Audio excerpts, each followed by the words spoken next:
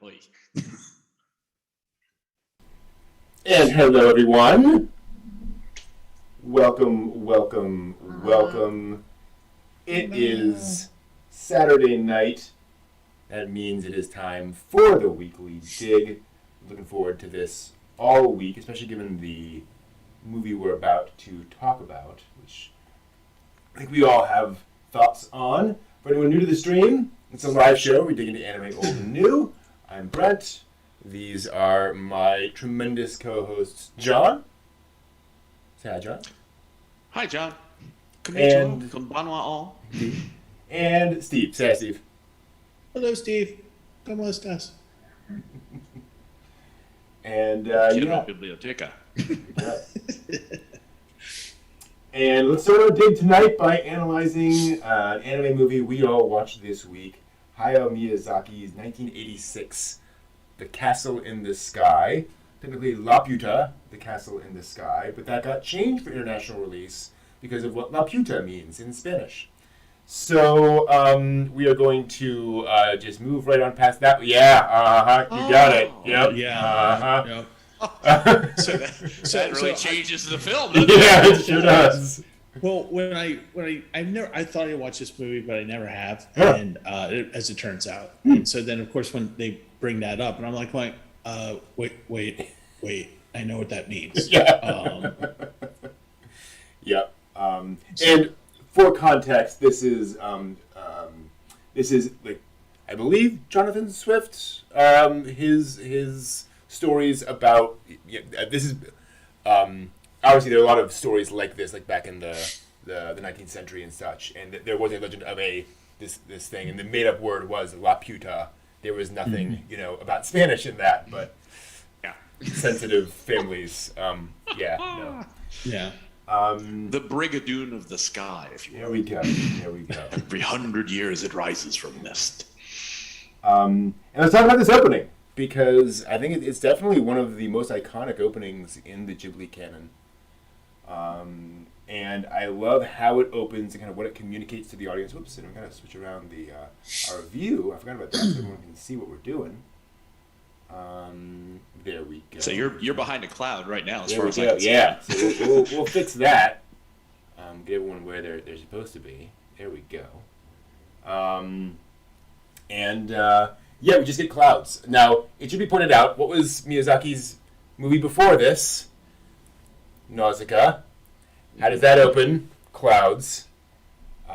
So definitely kind of An amazingly rendered cloud. Oh, I mean, they're all very well done. Gorgeous clouds. Time and effort were spent. Mm-hmm. Definitely. And then we immediately see this airship. Cool airship. Very cool airship. Again with the such interesting ideas about the things that Miyazaki does with stuff. Yeah. Like you could have just made a dirigible.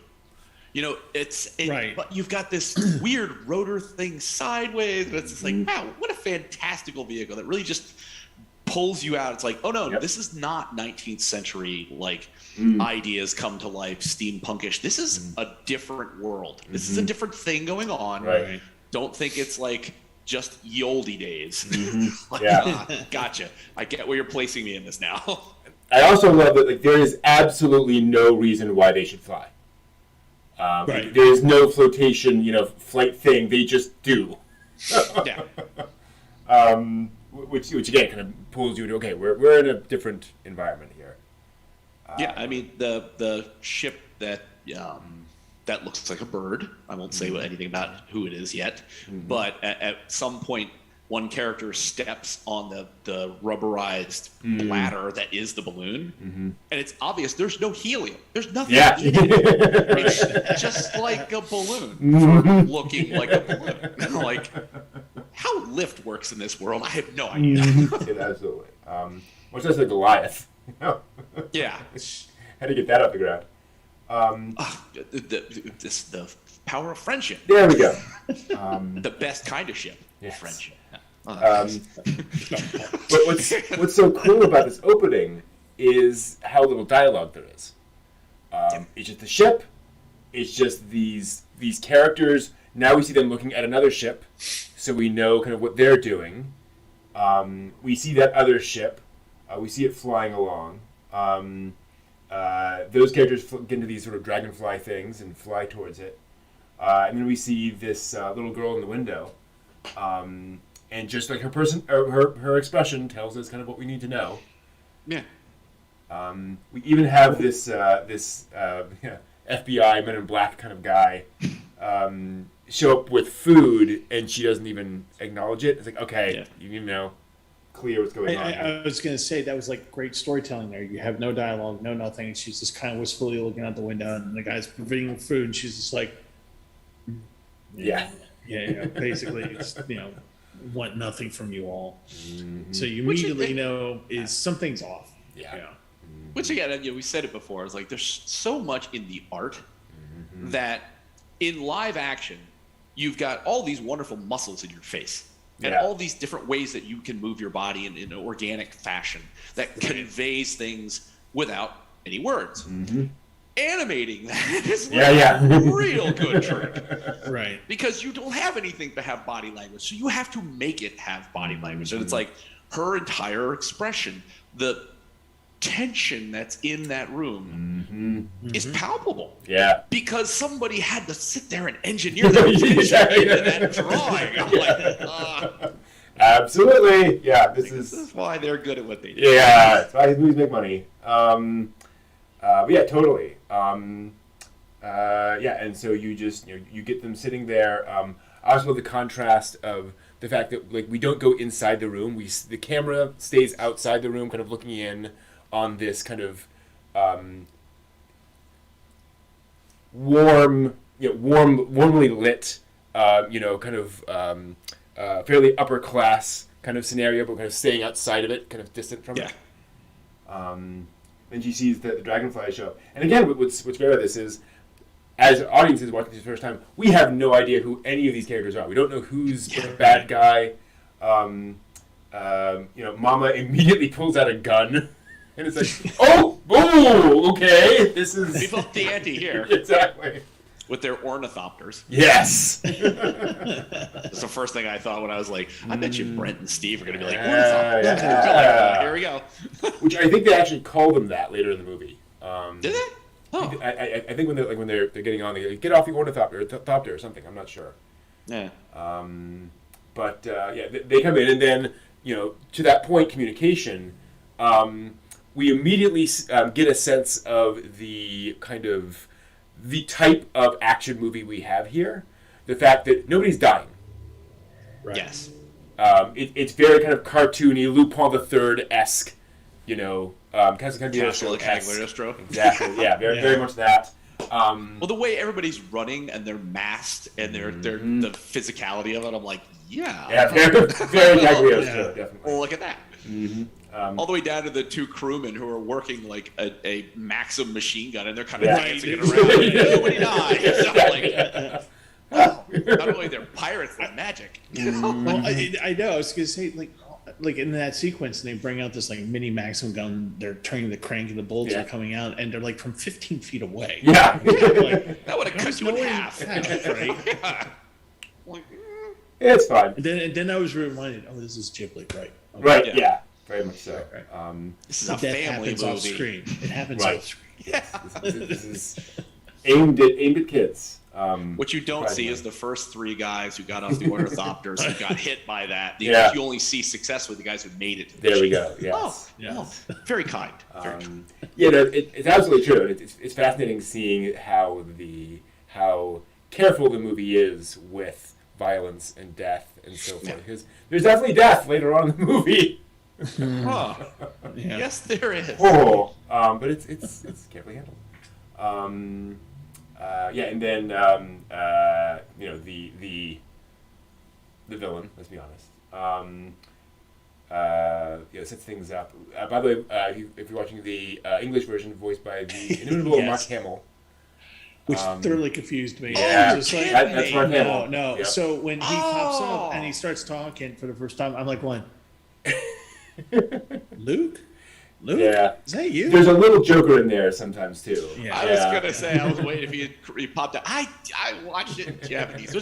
It's just absolutely fine. Damn, if you guys had told me, I would have watched it. Watch it again in English. Yeah, that's where that's gonna have to go. There we go.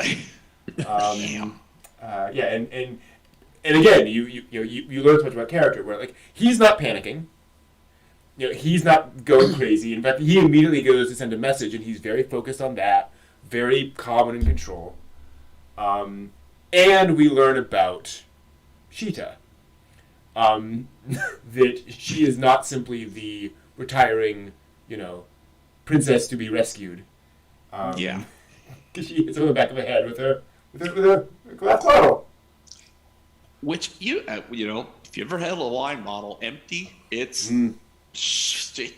wow, she could have cracked his skull over a coconut. Absolutely. Like, that's telling you something about like it's not just she's just doing something to put a little forward motion. It's like no, she's making some decisions that could potentially have some very deadly consequences. And Absolutely. It's like okay, I get the weight of where you're going with this now. Right.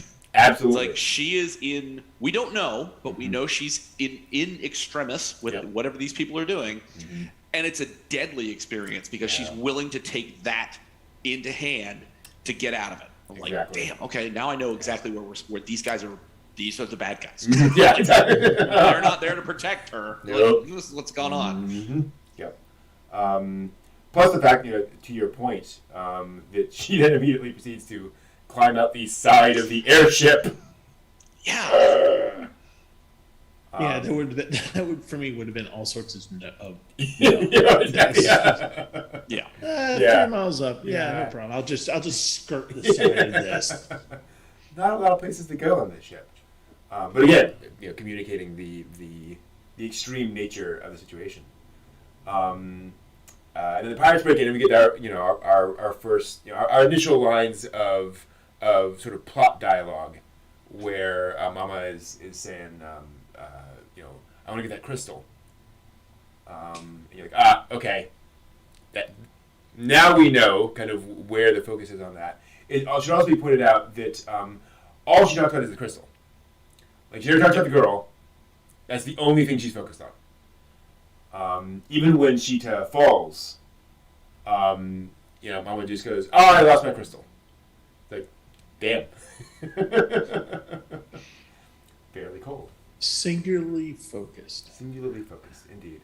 Well, I mean, you can only sell a kid for so much. That crystal's worth a lot.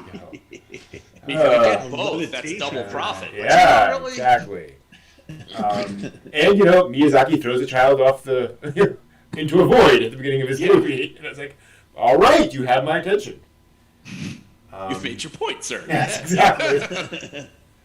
And we transition into the open credit sequence with this lovely, again, very I'm trying to think of the term, but the woodblock print, illustrations from the book of all this stuff. But it also kind of tells the story of this civilization, this idea of all these windmills creating power, and then the wonderful image of this digging machine going down and scooping out all the soil, and getting that idea of these aren't people with pickaxes. This is machinery doing all this work.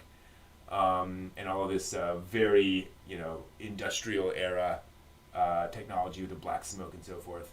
And then we transition to, again, very Jules Verne-esque illustrations of all these flying ships, ending up with Laputa.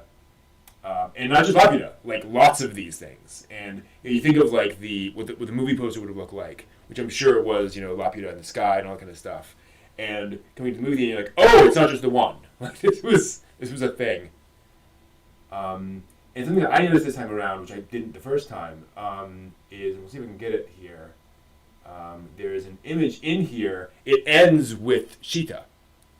Like one of the last images in this is Sheeta on a plane with a cow with a turbine in there.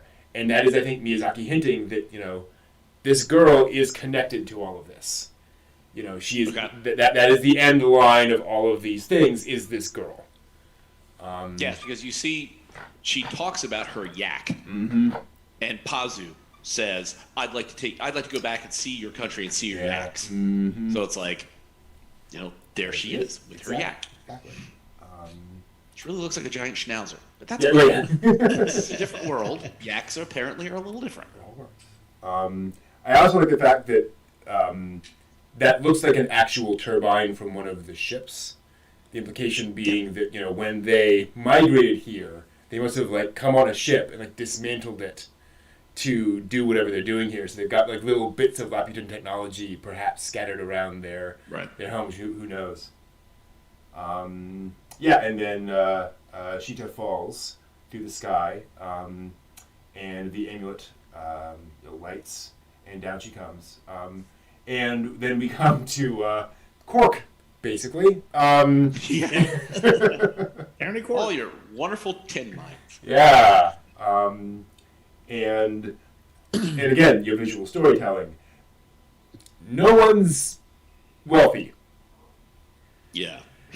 People have patches on their clothes. It's very, you know, working class. And it should be pointed out, again, this is one of those probably Miyazaki kind of very subtle storytelling. You know, if you went to one of these towns in the time, you would certainly see that, but you would also see middle class. You would see a broad spectrum of society in any one of these towns. The fact that everybody is a miner is like, this is not good. Bad things are happening. But I do like the way that as Pazu's running in to get meatballs and get the lunch pail for his boss, that you get a very clear laboring class of people who are not downtrodden. Yeah, true. Right. You know, it's very lively. It's very bright. You know, you get the visual that there's a socioeconomic divide, but you don't get a sense that it's like, oh, our lives are toil and misery and everything's awful and unique. It's like, no, that they're finding joy in little moments of life. Yeah. Well, and you know, Miyazaki, you know, organized the union at Toei. I was going to say it was not quite the workers' paradise, but it seemed like they were well on their way. Yes, there's definitely some Marxism, I think, you know, worked into this whole thing. In fact, we'll see a poster later on. The nobility of labor. Right, totally. There's definitely at work here a little bit. Yeah, like you said, you know, Pazu gets his pail and goes And up. the Ghibli mustaches and beards. Yeah, very much so. Yes. Abound. Yeah, this is probably like Exhibit A for the Ghibli mustaches. Yeah. And so he sees Sheeta, and again, no dialogue. He just comes up and protects her. And then that wonderful moment where her gravity comes back. He's like, ah! I was waiting for that because the animation is clearly where that board's bending. And and then the tumble, like it actually wasn't like 1,000-foot fall. It's only like 4 feet. Yeah. And it's like it was going to be a perspective thing. And I'm like, nope, Pazu pulls it out. Even with that board straining against two people's weight. And again, visual storytelling, which we'll see more of here, there's a lot in these opening sequences telling us a lot about Pazu, and that he has super strength. Let's just be honest. And he's basically Conan from Future Boy Conan. I mean, it's just who he is. And he's just unreasonably durable. Yes, very much so. Yeah. And then we get, again, to your point, more, you know, kind of the ability of the worker and the, you know, taking care of all this stuff. Getting across the fact that the machinery is not working well, and they don't seem to really have a handle on the machinery. Like they're keeping it going, but there's not like, oh well, we'll just fix this. It's just, whatever can we do? Yeah, like one of the steam pipes has like a rag tied around it. Like, not sure that's how you seal a steam pipe with cloth. Do we not have duct tape, I guess? Yeah, exactly. Do we not have rubberized cloth? I mean, it's steam. It's, you know, like do we not bandage on it, it's just leak steam. I mean, what are we doing? Do we not know how to weld? Like that, like that would be the kind of the solution. Yeah. Which, I mean, given the tools that they seem to be working with, it is all just physical tools. There's not anything that seems to be any kind of fire tool like welding or any of that other stuff that we can see. And again, it's where, you know, the audience looking back and goes, but wait, we saw all these airships, all that kind of stuff. You know, why aren't they using all those? Oh, they don't have those anymore. Yeah. And upcome, there's, you know, obviously the miners aren't mining anything, they're not finding anything. And so we cut back to the pirates. which kind of doesn't do anything. And then we cut back to. I may return to this theme later. I do really like in this shot where Pazu is kind of tidying up and finishing up. You see this perspective on him, and he's constantly glancing back up at Cheetah as he's walking around. Yeah. This idea that it's still in his head. Well, I like the chivalry of, I'm going to take off my thin, careworn vest and put it over top of you. It's like, if this was cold, she'd still freeze to death. Yeah. +1 for the top trying doing that. Exactly. It's good. I thought that counts. And then somehow he carries her home. I'm not quite sure how. Again, he's Conan. Super strength. Yeah, exactly. Right.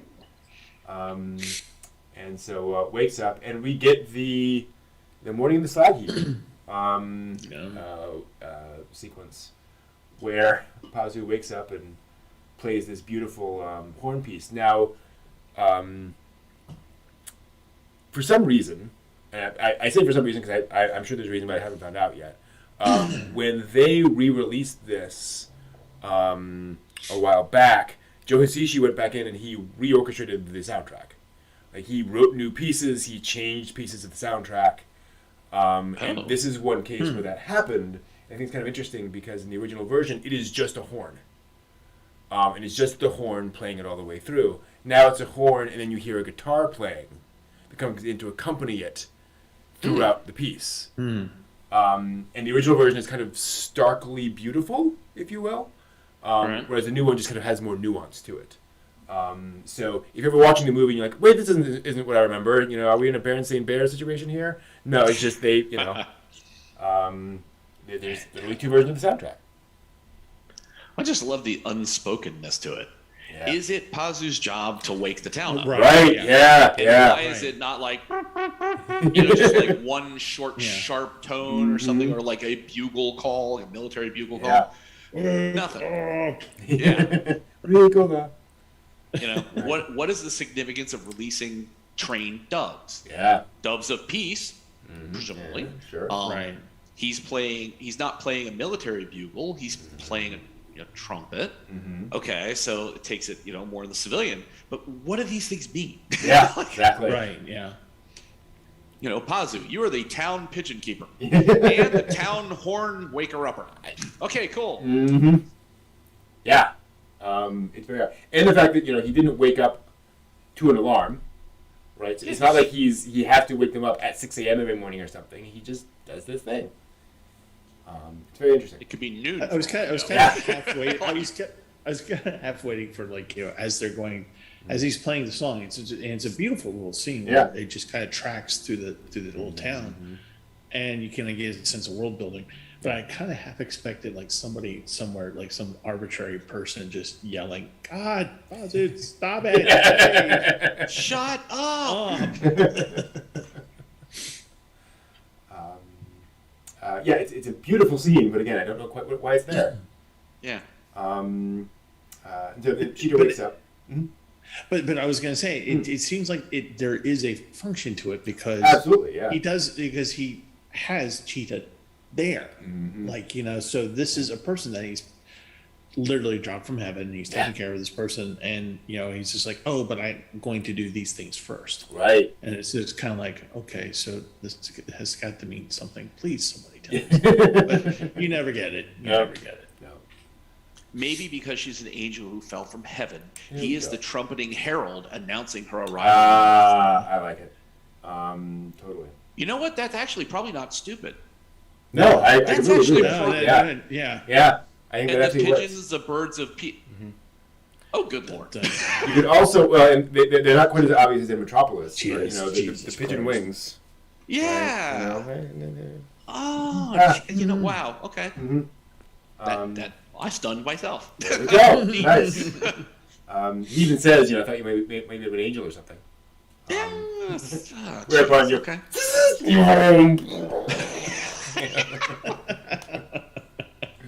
Dun dun dun dun dun dun dun. Someone should make a video of that. That you're an angel. Anyway, not that movie. No. instead... We're done with those movies. Yeah, exactly. At least until 4.0. Right. Until the reboot, or the rebuild. And then what's so interesting about the scene, though, is that, like, she's interacting with him, and, like, he asks to see her amulet. And she has no problem taking it off and giving it to him. Yeah. And I love that when she's like, "Oh, I trust you. Like, you're fine. Obviously, there's nothing to worry about with you." And I love how they kind of get across the fact that, Pazu is very trustworthy, but also maybe Sheeta isn't like the most worldly wise person in the world, and is kind of trusting. Whereupon, go ahead. No, I was just gonna say it's kind of interesting that he actually kind of figured out. Yeah. What it was for, even though it didn't work for him. Yeah. Yeah, and that's how we set up the dynamics of it. But it's kind of interesting that he figures out, oh, okay, if I have this, then I should theoretically be able to fly, and I'm just going to step off this ledge here. Let me just jump off a cliff just to test this theory. Which I think also kind of foreshadows the ending again, where Sheeta is kind of overwhelmed by everything in the climax. It's really Pazu that figures out, here's what we need to do. Yeah. But yeah, exactly. Pazu just sort of walks off a cliff, and doesn't really work too well. But again, kind of acknowledging that he can fall through a brick wall. I was going to say the masonry is not that stable there in this world. But it's still like a couple layers of masonry, and this kid just bolted right through it without fracturing his legs or like cracking his skull open. So yeah, apparently they lost the art of masonry. Well, yeah, apparently. That or they've heightened the art of bone building. Yeah, exactly. Yeah. People's bone density is like ridiculously. It's close to adamantium. Really. Pretty much. And again, visual storytelling getting across that. Pazu will be fine. Whatever happens. He's not even scratched. Yeah. Like we see him scratched and dirty later on, but it's like no, it just falls through the vaulted brick ceiling. It's like, hey, what's up? Right.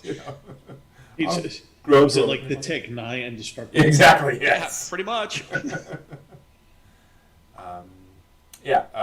so in the account we get our first sign of Lapida, and our first information about that. And kind of the backstory here. And here's where I was like, oh, right. Michelangelo. Connection. This scene of pilots flying through lightning. Right. Arcadia of my youth.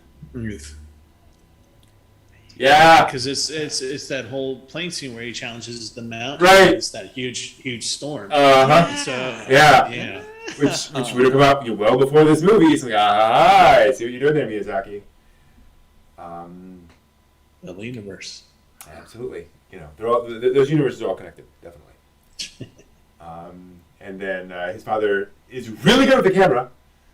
And in a pinch, his dad can take some great stuff. Absolutely, yes. I don't need a gimbal to take this picture. Damn. I don't need 15 minutes to expose exactly. slide. Where's my flash pan? Damn it, I can't get this. Well, his father was named Gertrude Polaroid. So I see. Yeah, I see. And then gotta keep the story moving. So in come the pirates. Yeah, and we ignore the Michelangelo plane. Yeah. We talk about a little bit about it, and then that's it. It makes one appearance. There's the picture. Right. And then off we go. I'm like, I wanted to see more of the plane. Yeah. I thought it was going to have a thing. I saw that. It was there. The exoskeleton was there. And like you said, it's, it's Michelangelo's plane and whatever. And I really thought it was just like, oh, this is how we're going to get from here to here by using this thing that he knows about. Yep. No.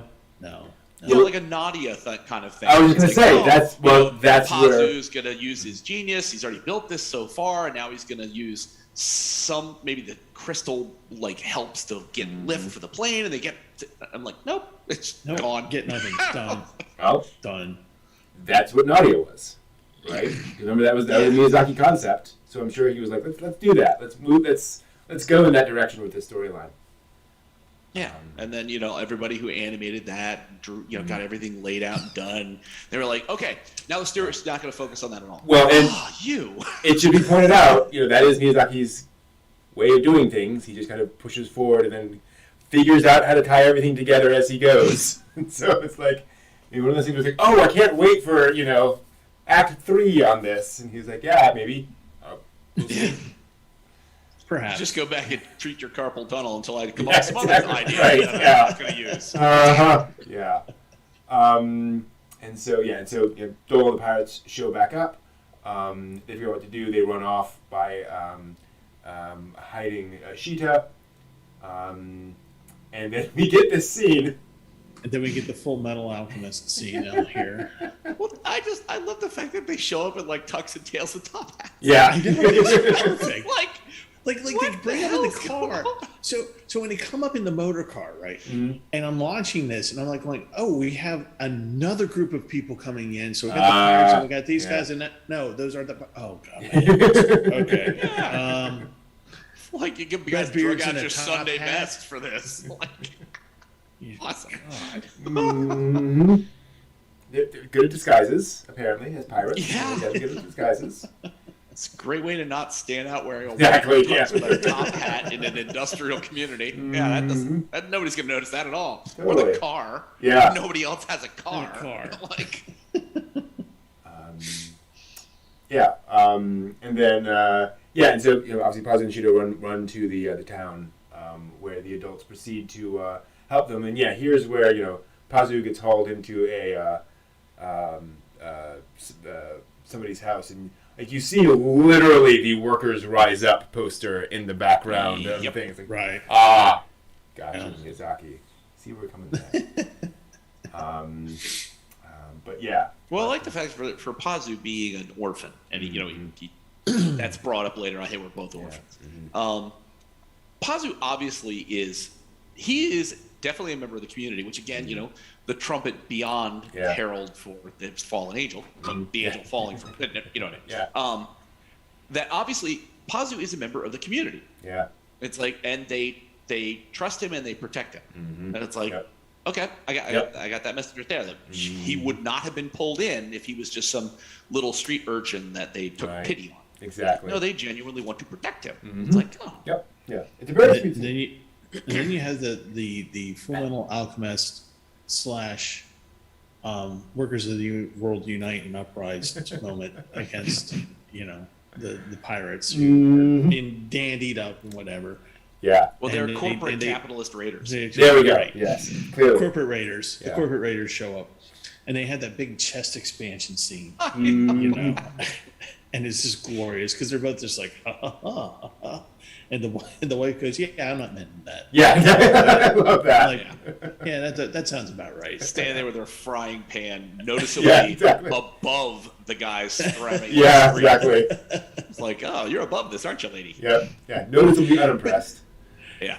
But did you notice that all the other guys, once they start jumping in, they're like doing it with their palms. It was like, aha, pop. Yeah. Yeah. It's awesome. It's one of the fun things about the fight is that it's not really a fight; it's just a street brawl. Right. And they're very much playing off the fact that this is not meant to like really hurt anyone. This is meant to be just kind of a fight scene to kind of extend and be something fun for folks to watch for 5 minutes. Well, initially when they're fighting, it's like more like a manliness contest. Where Yeah. It's like, ha ha ha, wham in the gut. Oh really? Right. Ha! And it's just like, okay, so it's manly men being manly men in a group. Like, oh, good for y'all. Mm-hmm. I expected the lumberjack song to come on. And that's okay. Lumberjack, yes. Well, I was waiting for the mother to like go in and just start hearing the pong, and she Yeah. and then just telling everybody to settle down. Mm-hmm. I'm like, oh. Yeah. Everyone sit on your hands. Yeah. The thing I meant to point out about the car that Norman comes in and the pirates come in. Yeah. I don't know what vibe I was getting. Wind in the Willows. Oh yeah, sure. Like Mr. Toad's No, Wild that would Car. totally Yeah. make sense. It looked a makes sense. lot Yeah. like that car from, Yeah. from the Yeah, Disney just take animated film. the back of that. Yeah, take the back of that off, and you would Absolutely. Yeah. That's what I kind of ran through my mind. I'm like, would Miyazaki really have like had like a Disney kind of Mr. Toad's Wild Ride thing in there? Sure. Like, I think that's because it's a very distinct design for the car. Yeah. Yeah. Like, okay, I gotcha. Yeah, I think so. And so, obviously Pazu and Cheetah run off. And we get our big, long, ridiculous chase scene. One of a few in this movie. But probably this is probably the big one. And again, visual storytelling, and upping the ante, when Mama pulls out a German grenade. Yeah. Potato masher and just... Yep. Yeah, it's no longer like laughing knockout gas, tear gas, as they yell at one point in time. It's a grenade. Yeah. This lady ain't messing around. Exactly. Yeah. You're gonna get to upping the ante on what's going on. And you get this scene, and getting to that point of carpal tunnel syndrome. Imagine animating all of this timber crumbling and all of the movement of all of these pieces. And, oh, gods. I loved it, and it was just... But I had to laugh at when they finally put the car onto the rails. Yeah. And that's what destroys the bridge. Yeah. Not the 15-ton, locomotive with the 3 cars behind it, trailer cars. It's just one little, Ford whatever, on there, going at breakneck speed, and it was just like a fluid motion of the rails, just like ribboning out behind it and stuff like that. And as they're going through the town, being chased and doing this long chasing. I don't know about you guys, but I got Sakugan in my head. Like when they were going through it, it's just like just a lot of kinetic motion and just like things moving. Okay. And it's just kind of like you're down, like because they're in this valley kind of thing, and that seems to have no bottom, and it just keeps going and going. And I was just like going, wow, that's for people who can't keep a mind together, that's kind of impressive that they can have. Well, these big trestles and that's very much something that I think Miyazaki was trying to hint at. The fact that this mine has been around for centuries, and it's been built and built and built and built. And what we're seeing now is this tiny bit of it, and the fact that they really retracted back to a little tiny percentage of this thing that's basically now unused. Yeah. Because exactly. You see all of these buildings like on the side of the mountains, and no one's living there. Everyone's living up on the cliff. So yeah, totally. This industrialism reminded the sort of ruddy rust kind of colors reminded me of Irontown. Oh yeah. It's like which would make sense. Yeah. Yep. And it's your property; you can do with it what you want. And then, and again, I do love just the fact that some of the pirates come to a screeching halt and look up, and they see the plane flying over.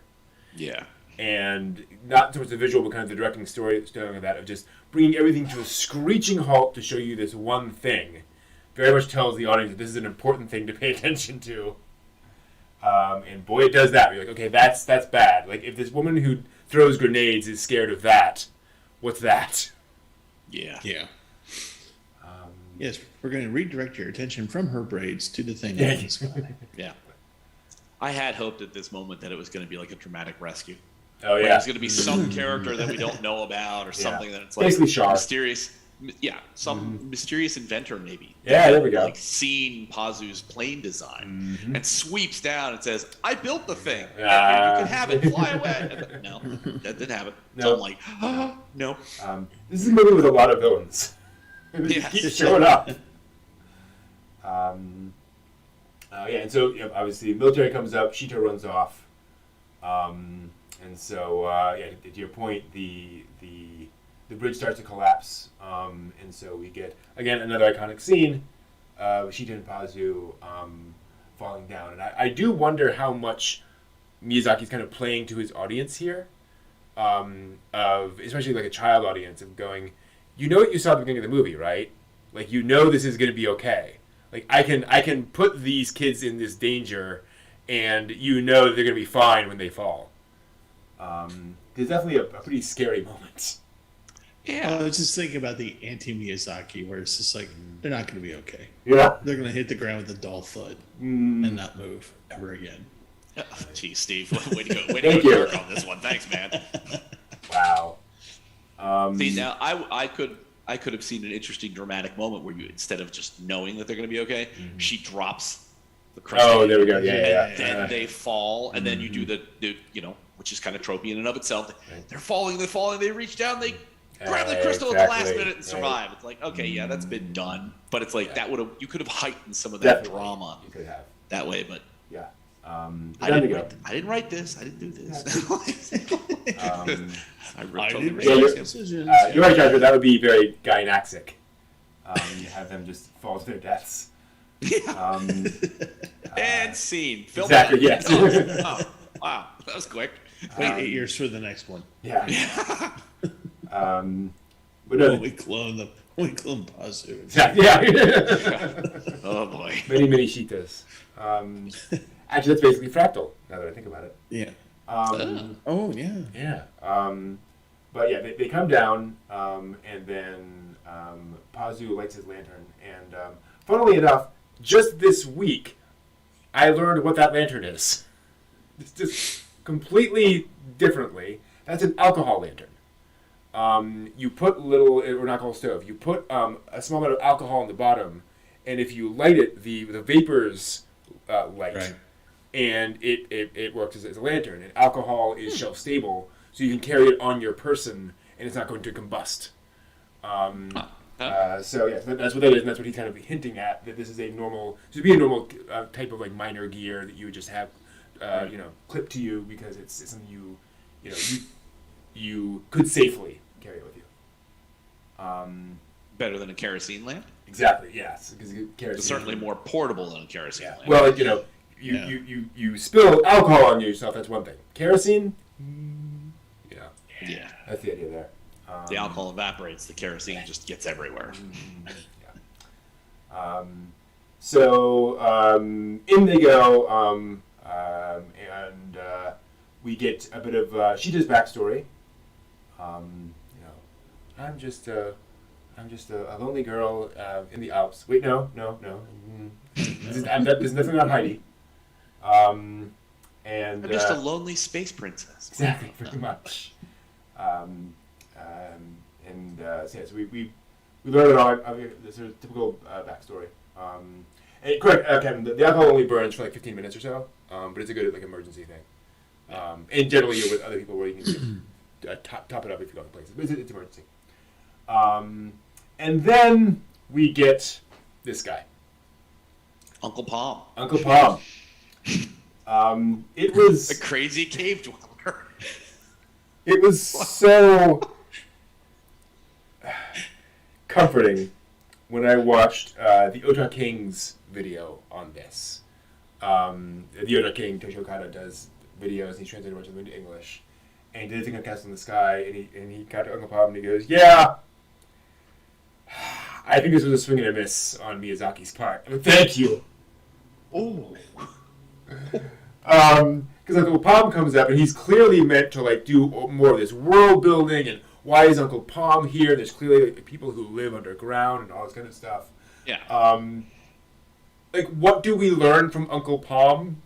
Basically, that some of the rocks float or have some magic power, and that's kind of what Sheeta's necklace is. But it's this really long scene of sitting there in the dark, and it's a lovely scene. And I love the moment of the seeing all the lights in all this stuff. But like, I fell asleep at this. I can hear you there. Yeah, it's just kind of there's all of this kind of dialogue back and forth with Uncle Palm. You're like, I don't understand why Miyazaki is spending so much time with this character, and then they just leave him and walk away. It's like, Well, the minute he shows up and it's like, oh, it's Uncle Palm, I'm like,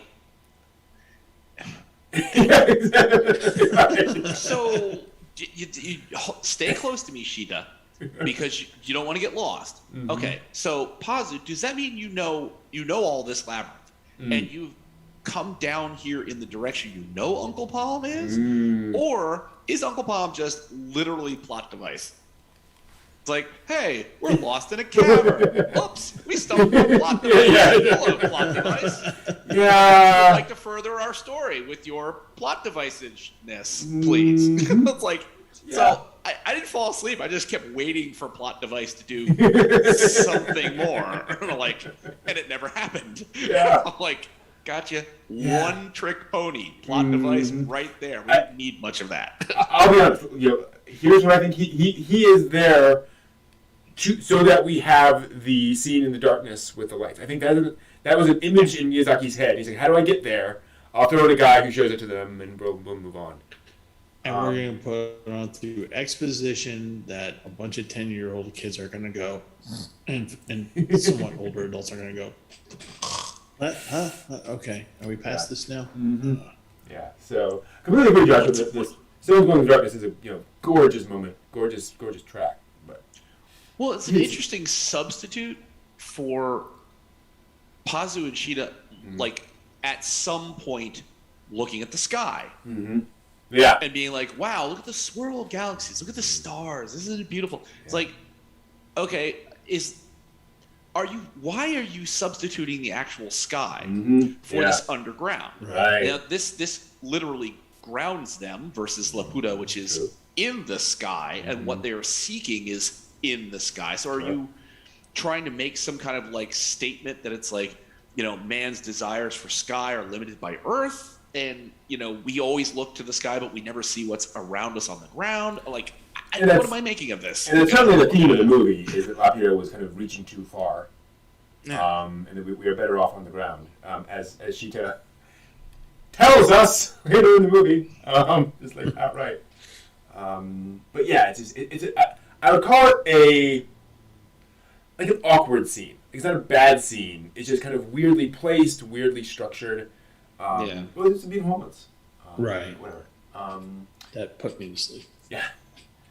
And yet, this is definitely not necessarily a post-apocalyptic world, but definitely a world with lost technology. Definitely there's stuff out there that people don't know how to use. I kind of wondered about a post-apocalyptic, because there is a moment there later in the show where they show Pazu's iron kiln, whatever the heck he's living in. Yeah.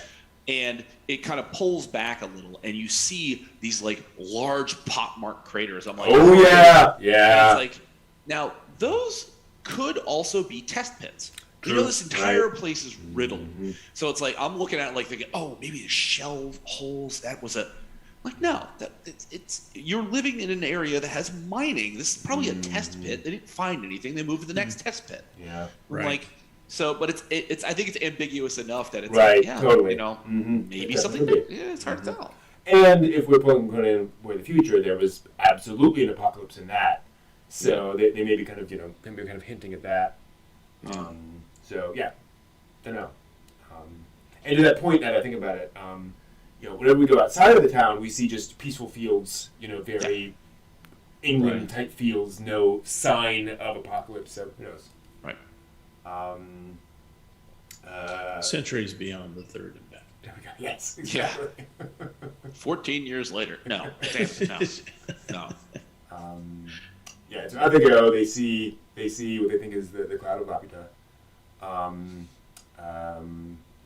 Ship lands, and I do appreciate Miyazaki's kind of decision making here, where the plane lands, and you're like, okay, they're gonna escape. No.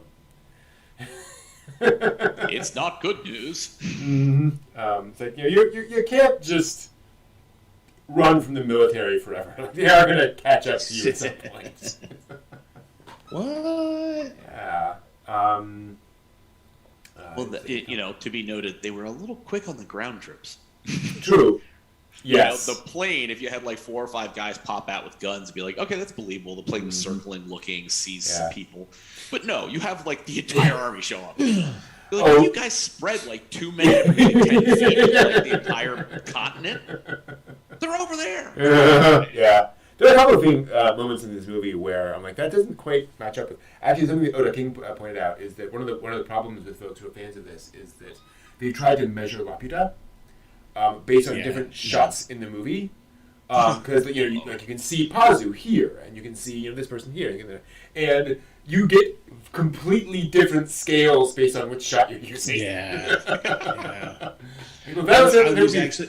Well, the island's magic, damn it. Yeah, there we go. I mean, I was seriously trying to figure that out at a certain point. I was just like, and I just had to give up because it's just like, okay, here's a scale. Well, no, that doesn't work. Okay, well, here he is running that. No, that doesn't work. This is supposed to be. Just accept. Yeah, exactly. Suspension of disbelief. Yeah. Yeah. There is a storyboard which lays out, it is X, 6,000 feet wide or something along those lines, but it's clear they didn't really follow that when it came to the movie. 120 cubits. Yes, exactly. Right. And so we go to our to the massive fortress, absurdly massive. Fortress Cagliostro. Sorry, no, just regular fortress. Cagliostro could wish. All they had was G34s and 42. Yeah. These guys got like 12 pounders on those things. Like, dang. Yeah, absolutely. Sverigoslav? Hell yeah. Yeah. It's like a Magna Online. Exactly. And we get a bit more backstory about there being a military and Muska being a secret agent working for that. Very, very pedestrian. I don't mean that in a bad way, but just kind of a linking scene of here's more information. Right.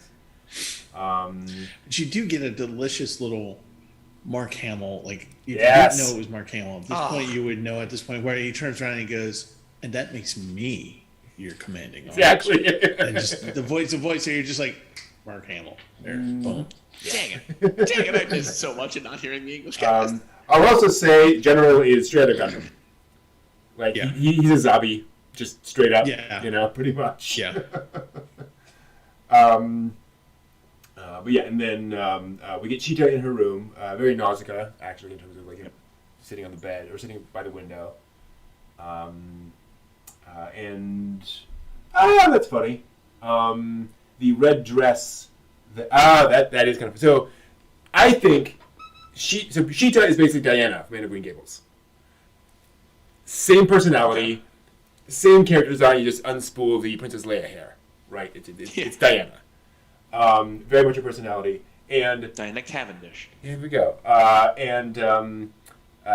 just noticed Muska pulls out this red dress, but it has the exact same design as Diana's yellow dress design in Anne. And so I wonder if there's a little bit of okay. Mm-hmm. Yeah, there we go. Very, very funny. Anyway. It's Cheetah of the Iron Fortress. Right? Yeah, there we go. There we are. Totally. Nice. Lovely.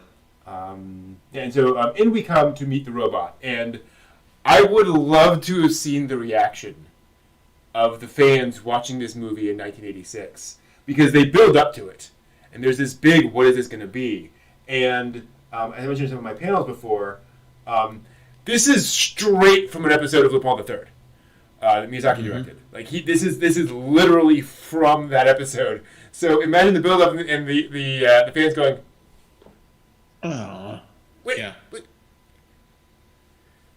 No, like Lupin was the And then you have Lupin sitting across the room. Yeah, wouldn't that be awesome? Wouldn't that be great? And you can't tell what's in the darkened room. That would be a really cool and funny Easter egg to be like, have a picture of the back of Lupin. There we go. And so you have, obviously the robot there, and they have no idea what it is. Getting back to that lost technology theme. I love the fact that when she approaches, Muska says very confidently, "It's quite dead." Really? Dead, and that's the word choice we're using now. Yeah. Okay. I also appreciate just kind of the theming there, the fact that he basically is saying, "Don't worry, it's dead," and she's clearly scared of it because it is dead. Like she finds it creepy because of what it is, and he just does not get that at all. But yeah, you get the crest and the the connection to Laputa, and you realize Muska's not a very nice man. Yeah. Ooh. He's a very dedicated civil servant. There we go. Absolutely. Yeah, and so now you get the back and forth between, okay, basically, if you agree to work with us, we'll let Pazu go. And I suddenly actually started thinking about Pixar movies. Every Pixar movie has like 2/3 of the way through, the two main characters argue with each other and go their separate ways. And Miyazaki's doing that in the first third of the movie. We have the separation between the two characters. Oh, thank you. That's a good point, Joshua. It is very foundation by Asimov, is that robots are gone. Yeah. That's a really good point. Yeah, and so Pazu leaves, and I do think this is well played by Miyazaki. How much the two characters tell each other, the fact that Cheetah doesn't tell Pazu everything that's going on for very good reasons. She's not just withholding information. Like, she doesn't want him to get involved, so it totally makes sense that she would kind of hold back on these things. It's not the really annoying typical anime of I'll explain later. Why you're chosen to save the world. When the scriptwriter figures it out, yeah, I'll explain later. Yeah. Insert exposition. What? Yeah. Let me introduce Uncle Palm over here. Yeah. Oh, plot device. Yeah. Yeah, and so Pazu comes home, and again, I think Miyazaki does a great job here of kind of slowing the movie down to kind of appreciate where Pazu is emotionally, and really kind of getting you in there, and how the coins come out. It feels like a very Judas Iscariot moment. Of the coins in the ground, and he grabs those, goes to throw them away, but won't because it's money. Yep. I gotta keep it. And then just the whiz bang speed of the next few cuts. When he opens the door, bam, in he gets pulled. Yep. Great editing there. Just like, wow. We are now transitioning to a new scene. What do you guys think of the interaction between Mama and Pazu here? Because it definitely comes off harsh, what Mama says to Pazu here. Well, she is a pirate. Very true. So, and given that they haven't had a tremendous amount of sort of foundational interaction, that he's been chased by them, but he's not really had time to talk face to face with her, that she's sort of laying down where she's coming from. Yeah. That he will not mistakenly misinterpret or misunderstand. Yeah. So she's quite harsh, but yeah. Well, she's operating. The way that I felt through this scene was that she's operating under for herself, maybe self-imposed timeline, that she has to get these things done because she's trying to access it. I think what part of it is at this point she realizes it's more than just the gem. That the girl, the girl's involved at this point with the gem, and she's understanding that this is the thing, and she's trying, and she's also pressing the button, which is you like the girl, you want to help the girl. Why should I let you help the girl? She's manipulating him, and she does it in a very gruff way. Absolutely right. And so to make him force him to make the choice to join the pirates. Yeah. And she goes, okay, wheels up in 1 minute, and he just goes through the whole thing and dots go and all that stuff. And it's just kind of you may never see this place again. Which to me, I was just going, wow. She all but said, yeah, you're probably gonna die. Yeah, exactly. Yep. We're gonna be 3 miles up. You might slip, fall. There you go. Yeah, you're flying in an airship with not a seatbelt. Yep. Just chances. Bad things happen. Things happen. Yeah. Things happen.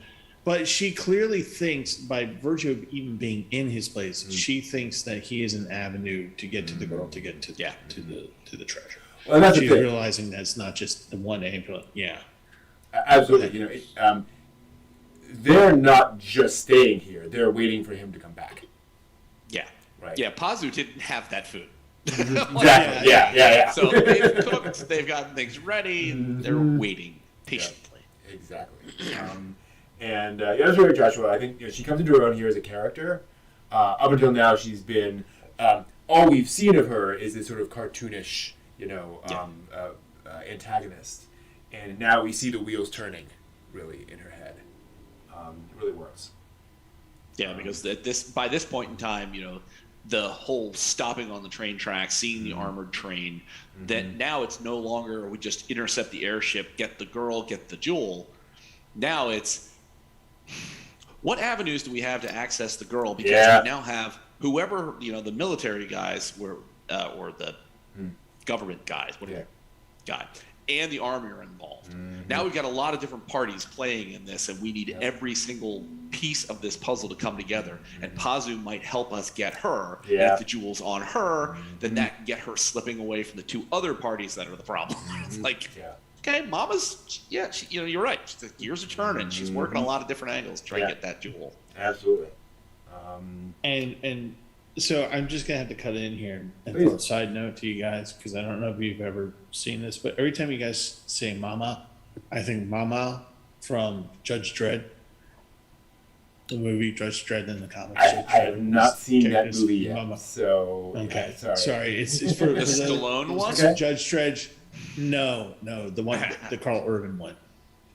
Yeah, I've seen the Stallone one, and I've read a few of the graphic novels, or comics. So it's just I have to every now and again reorient myself and like going, no, they're talking about anime. They're not talking. Well, we'll use it to Dola. How about that? Dola. Make it easier. And as you mentioned, in comes Goliath. It's a ship from Nausicaa. It's a throwback ship from Nausicaa, basically. It is. I like the fact that it can't gently land, that it hits the target. And wow, again, magic. How's that thing in the air? Right, yeah, totally. It's so much heavy armament on it. There's no way in hell. The tonnage. Yeah. It's like watching original Gundam, and then out he pulls out the metal axe. I'm just like, tonnage. Where does that come from? How do we do this? Where are the physics? Oh wait, okay, no physics. Got it. And like invisible aluminum for aluminum, exactly. Yes. It all makes sense. Exactly. Plot device. Plot device. No. And it's one thing that I think Miyazaki is good at, is saying, look, this is fantasy, right? We can just do this. We can just decide this is how this world works. It's okay. I don't have to explain every single thing. There's probably pages of sketches he has about how this one lodestone works to move everything on, but it's fine. Yeah. We just move forward. And then the dragonflies. Either that, or we were supposed to have assumed how everything. Yes, well, that's the other thing too. Yeah, very much so. So many other things. We were an intelligent audience. Yeah, exactly. Well, yeah. Well, now I feel bad. Do your homework before you see movies, people. Yes, pretty much. Well, we even get, speaking of Nausicaa, Sheeta thinks back to memory, and we get Nausicaa walking through the field of gold as a child too. Okay, we've seen that before. We get the spell. And I also get a flavor of Kiki on that when she's walking along. I'm like, Kiki. Like, oh, little headband. She's adorable as a 4-year-old in this. Yeah. Fly by sheer awesomeness, the Goliath does. I agree. So she remembers, and oh, good, that activates the robot. Fantastic, wonderful. That's gonna go. That's gonna go well, exactly. And again, I think this is a clever use of this particular thing, because you have the robot, you're like, okay, fine, whatever, and then it reactivates, and as an audience member, you're like, I have no idea what that's going to do now. And it's great how Yeah, and it's great how nobody in the movie actually knows what's going on. And everyone's just like going, "Oh, it's wait, it just took out the oh no, like lasers and all this stuff going." Mm-hmm. I have no way to explain what's going on around me. Yeah. I'm freaking out. Yeah. And Lupin's in the film. Yeah. Ah, yes. Yeah, very much so. Like your screenshot that you Oh, yeah, that one. Lupin standing there like, hey. Yeah. No, there are soldier? quite a few like Cagliostro character designs in this. So, whatever like sub character design they had for that, they were definitely pulling some stuff in for this. I should also point out that the robot does an angel attack. Like it is literally the zzz, thing, which clearly that was pulled for Eva.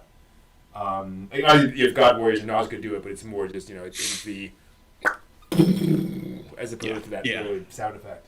I was like, oh, gotcha. And to your point, I love how Muska comes out and he has no idea what's going on. He's freaking out, but he's also kind of turned on. Yeah. He's already thinking of the applications. Yeah. Mm-hmm. He's already thinking of the applications. Yeah, totally. I liked the choice they made that when the robot activates, I was waiting for its foot to move back on its arm. Good point. Good call. But instead, the raw sheer power of this thing, even broken, is awe-inspiring. Mm-hmm. Yeah. That it's missing part of an arm, it's missing part of a leg, and it is still blowing things up like there is no tomorrow. Exactly. It is ridiculously powerful, even broken. Totally. Yeah, and you're absolutely right. And I also appreciate it to that point, like when it does its wings, you notice that it doesn't have the full wing, and it launches, and it still launches. It just has to kind of course correct as it goes up. Yeah.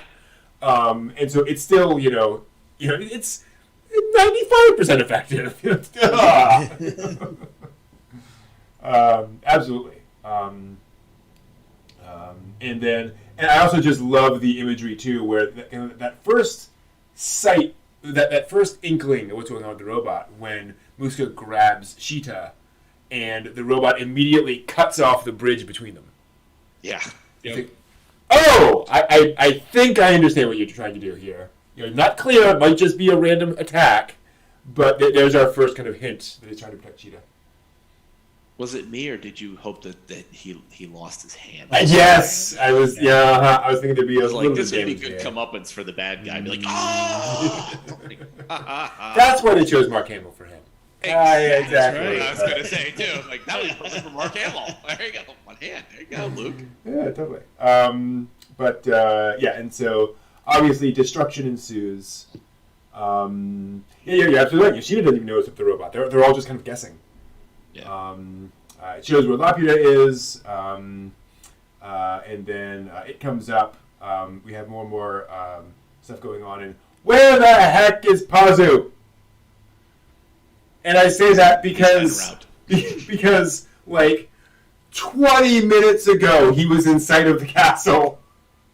It's like, Miyazaki, it's been a while. Okay, whatever. Turbulence. There we go. Actually, you saw the first laser coming out of the castle, and he just went, hang back here a little bit. Yeah. Exactly. Shouldn't bring an ornithopter into a laser fight. There we go. Totally. Gotcha. And so, things continue to not go well for the soldiers.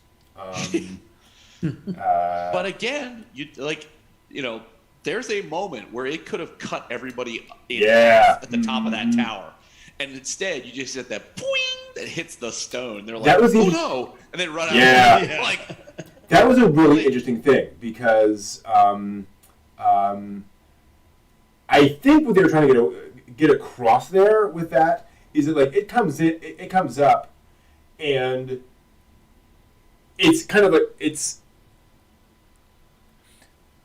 I think the intent is that it is doing test firings, it's trying to use the laser, and then the laser goes full bore. In other words, that's what the soldiers think is happening. But to your point, John, I think we as an audience members realize, oh no, they're warning shots. Yeah.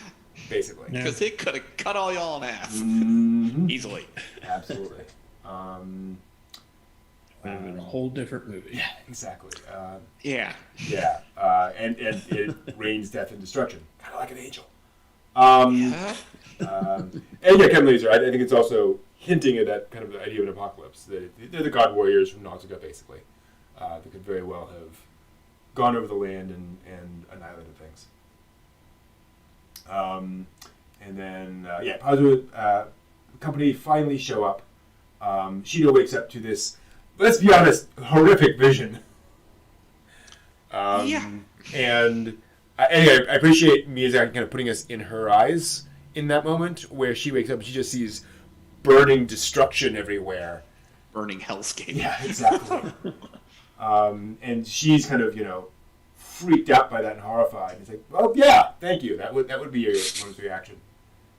And then basically the rescue, the big long rescue, which is beautifully animated. Oh my gosh.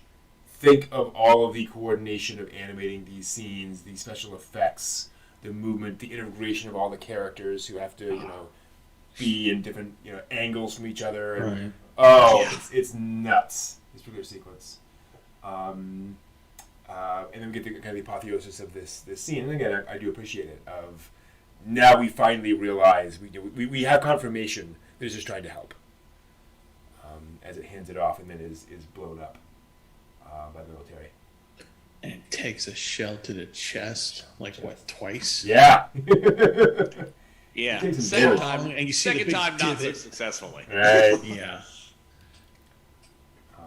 Yeah. And off it goes. And again, to your point, and foreshadowing, when we see these things again, we know, oh. Yeah. We know what these things can do. Yeah, absolutely. The storyboards on this one's been crazy. So we finally rescue Cheetah. We fly off. We find out that she left her pendant back.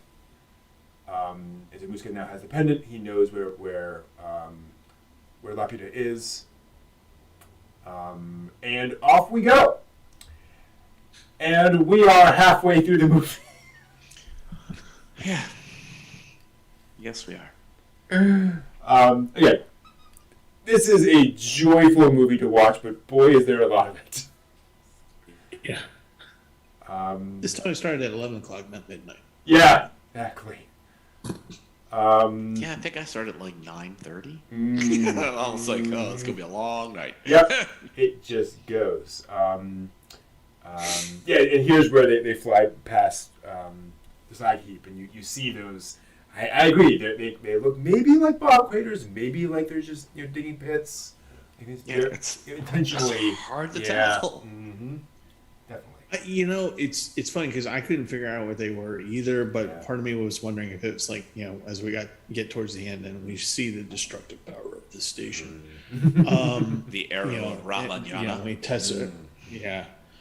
And so when he shoots the one laser, Mosca shoots the laser off, and it has this very big explosion. Yeah. You kind of wonder if that's what that was. Right. A little bit when you get to that point, but you're seeing it for the first time. You see all these pockmarked things going on. You're just like, okay, what's going on here? Yeah.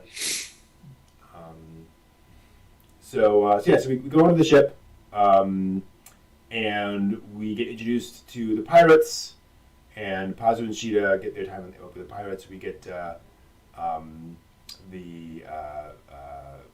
father figure here, who's definitely not Totoro from Galaxy Express or Captain Harlock. Just definitely saying. Not the Boilermaker from Spirited Definitely not. He definitely did not reuse that character from Spirited Away. No. Nope, not at all. Yeah. Nope, not at all. No connection. No. That was his cousin. Yeah, we are. They just look very similar. Exactly. It's identical twin. And here's the thing. Again, Tentacle twins. Oh, sorry. this is a really fun sequence. Full of details, very charming. Doesn't add a dang thing to the movie. So I'm not gonna lie, I got a little creeped out when one of the pirates comes in. So let's talk about that. Yeah. You know, Sweet. okay. Yeah, he just comes in and she's making, well, I'm not done with thinking, can I help? I'm like going, oh, this is like really bad porn. Oh, Yeah. please don't go there. Please. And, then the other guy shows up. I'm like, no, God, she's like 12, dude. Mm-hmm. No, let's definitely talk about this. Because I remember watching this for the first time and going, I'm vaguely uncomfortable, but the tone of the scene is so light and upbeat and cheerful. Clearly, the intent is to be goofy. The intent is, right. She's a cute little girl, and we're enjoying that. But it does not play well these days. For a split second, when he opens that door and I'm like, oh, creeper. I'm getting a creeper feeling here. Mm-hmm. Like, is this going to be... And I thought about it. I'm like, is he working for Mosca? Yeah. Mm-hmm. And it's like, he's going to come in and he's going to be like, hi, you're really sweet. And then he's going to, like, throw her off the blimp or whatever the hell's going to happen. Yeah. It's like, nope. They obviously went with a very light, like you said, nice direction with it. But it's like, there was a second. Yeah. Like, good call. Yeah. But yeah. By the way, dimensionally, this thing is like the TARDIS. Yeah. Ornithopters, you have a kitchen, you've got like the bird end of this is like a 2-person cabin, and yet you've got like the whole crew in there when they're trying to steer the thing around. The Japanese are very good at condensing things into tight spaces. Like a capsule hotel. I guess. Yeah. Like, damn. Clearly. And I'm sure it was all mapped out. Like, I'm sure they were designed. But you're absolutely right that you're like, that's a lot of visual space for what we see from the outside. That's interesting. Yeah, the galley has room for a dude to be peeling potatoes and like 4 other people to come in and help, and there'd be like a ton of things going on. Like, the galley's like 50% of the entire ship. Food's important, but really. Exactly. I also do love this shot. Mama and Papa playing chess together. Partly for the fact of getting across that they clearly have a relationship. They're still together for a reason. But I also love the 2 rings in front that are separate. Hinting that like they are definitely still together, but they're not like lovey-dovey. Right. They have a good working relationship, but it's evolved as time has gone on. And do you interpret the Jade Bracelet as prosperity, or what would you interpret Jade and the sort of colors of the Cinnabar box? Mm-hmm. Yeah. Red for fortune, I think. Okay. Yeah. So, or at least for Chinese, red for fortune. Okay. Yeah. And I would think that Jade, I don't know what the gemology of Jade is for meaning. Do not know. But yeah, I think definitely prosperity in general. Yeah. That they've done pretty well for themselves, which of course you can see from the plush surroundings. Yeah. That clearly kind of that out. And I just noticed all the alcohol bottles in the back.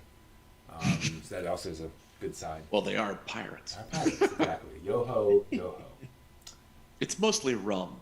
Right. And a few cordials. Nice. Anyone for a nice aperitif? Yes, let me finish this bottle of rum. Yeah, we are. And so up they go. Pazu has his shift on lookout. Sheeta comes up to be with him. Very sweet scene between the 2 of them, just kind of reminiscing and getting to know each other better. And I do just love this scene in general of hearing them talk, watching Dola listen to them, and back and forth and all that, and seeing the other pirates listen to them, and just the very sort of comfortable, familial feel of the scene, I think. Yeah. Which is very sweet. Well, also when Cheetah's climbing up there, we see another good example that she's not really sturdy on blips. No. Because, falls out of one, she almost flies off on the top of the next one. Like, she needs to stay away from rigid air machines. Exactly. This is just not a place for her. I never commented that. Well, that was exciting. Yeah. My goodness. Were parachute pants a thing at this time?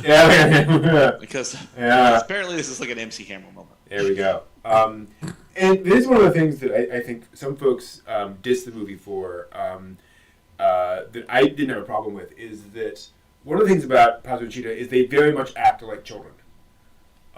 They do dangerous, stupid things, but kids hit each other with sticks all the time, right? Like, there's a very childlike sense of some of their behavior that I think is very appropriate to their age.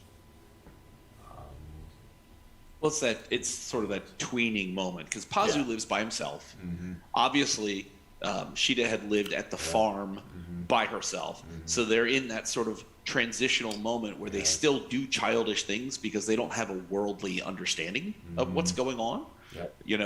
Sheeta talks about she learns things. She learns what spells are, what good and bad spells are. But it's like you can kind of tell that she knows there's consequence. She knows there's gravity to it, but she's never had to use it. Yeah, exactly. She doesn't really know what it is. And it's like, so you've got this kind of maturing aspect of like as they're doing this thing, they're leaving childhood a little further behind, but they're not quite to the point of being adults. Yeah, exactly. Yeah, especially with Pazu's learning the negative reinforcements, like just simply stepping off ledges. Yeah, exactly. Yeah. And as you point out, in a society like this, 11, 12 years old, you're starting your trade. You're starting to move into the adult world by this point. You start to put away childish things. Yes, exactly. And then we have. Then you discover anime and you start really going backwards. But that's not important here. You go backwards. And then we have a scene straight out of Nausicaa again, where the Goliath shows up out of the clouds. Yeah. That whole thing. It's like, oh, okay.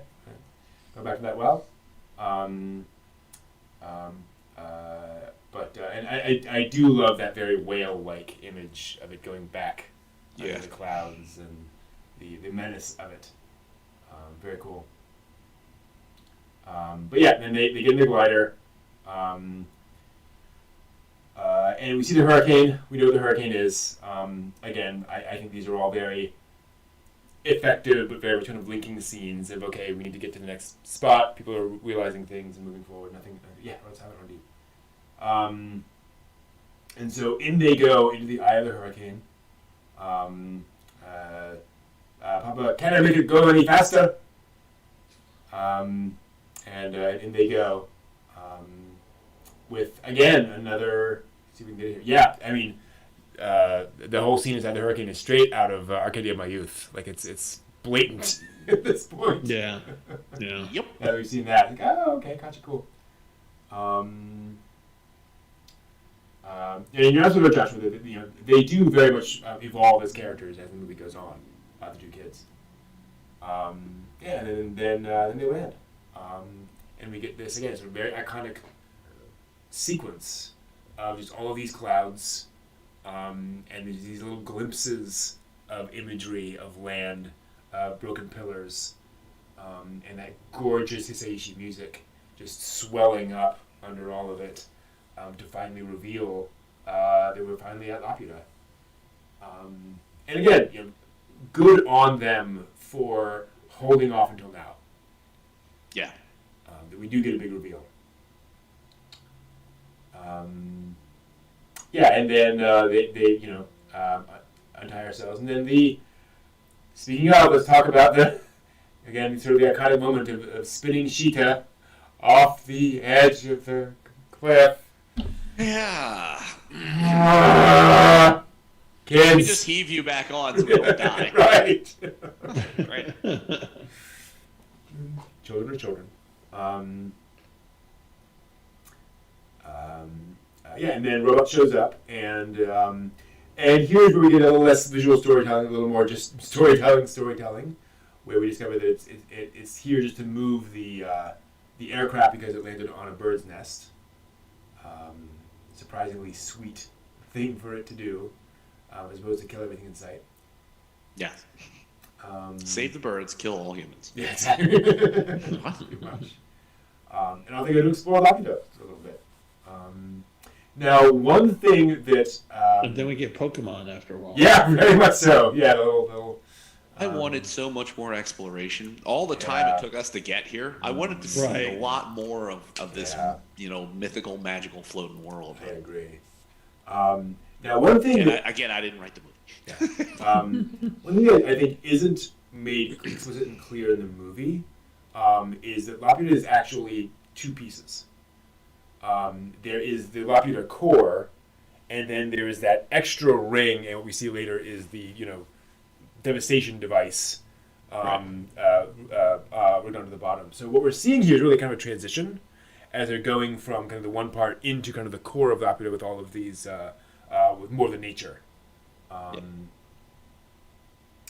all the gorgeous columns and so forth. But I completely agree that when they got to Laputa, I was like, oh, good, we're going to spend half an hour here. It's like, technically, yeah, but we don't really see much more of it than this. Yeah. That's funny. Well, like when they're looking down when the beavers, those things are jumping, and they look down through the pool. Yeah.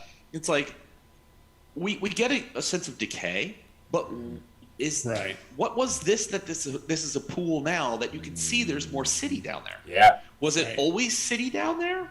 Or has something happened over the years where it was like some kind of, gallery kind of thing open to the sky and it just filled with rainwater? And it's like there's so much more that could have been expressed about, what happened on this floating island. Yes. It's like, well, I know that's not the whole story, but really.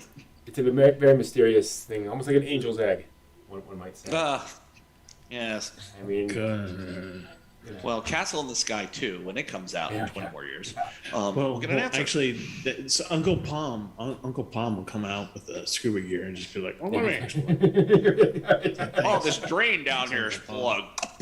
That would be hilarious. Is it like every 20 minutes? Oh, Uncle Palm. Yeah. Oh, Uncle Palm. He just walks out. It took us forever to get up here. How the hell did you get up here? Rocks when you hit them in the light. I don't know. What is it doing here? Just gotta go. It's like Catherine. There's just one of him everywhere. He's all over the place. Exactly. What does this say? Uncle Palm shows up. You want to know? I can read it. Thank you, plot device. Awesome. And so we get in, and again, this is one of those things where I think it doesn't really come across too clearly, but what's happened in Laputa is that there are these two kind of competing forces. You have this secondary thing that was built on top of it, and then this tree from original Laputa has now overgrown its original scale and intent to kind of counterbalance that and try to fix it. And so, which is why you see kind of this, like the wire mesh of the dome is being kind of pushed back by the branches and so forth, by how big it is. It's clearly not quite still in perfect balance with Laputa the way you would expect it to be. It's tree power from Tenchi Muyo. Exactly. Yes. Very much so. What's the myth? Yggdrasil or whatever, the world tree? Yggdrasil. Yeah. Yggdrasil. Yggdrasil. Yeah.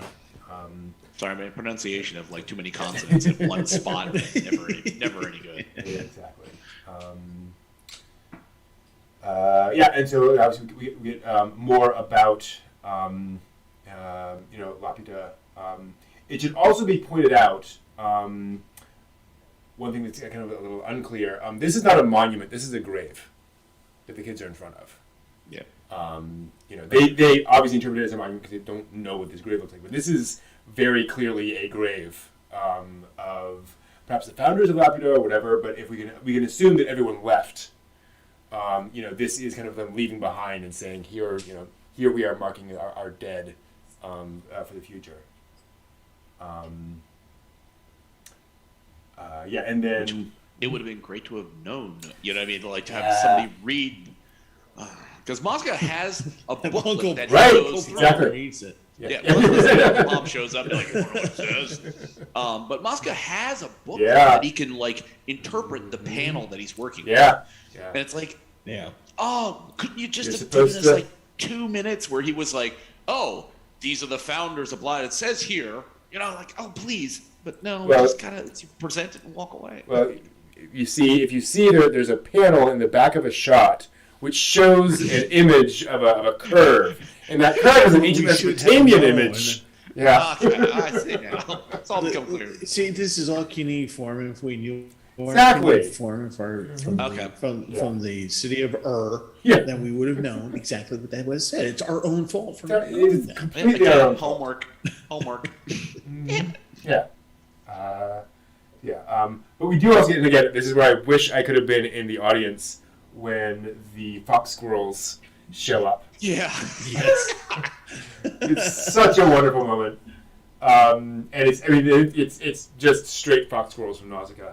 I also have to wonder, and I don't know, there is a moment in the Nausicaa manga where something happens to Teto. There is a dramatic shift with Teto's involvement in the storyline. And it may have been around this time, timeline-wise.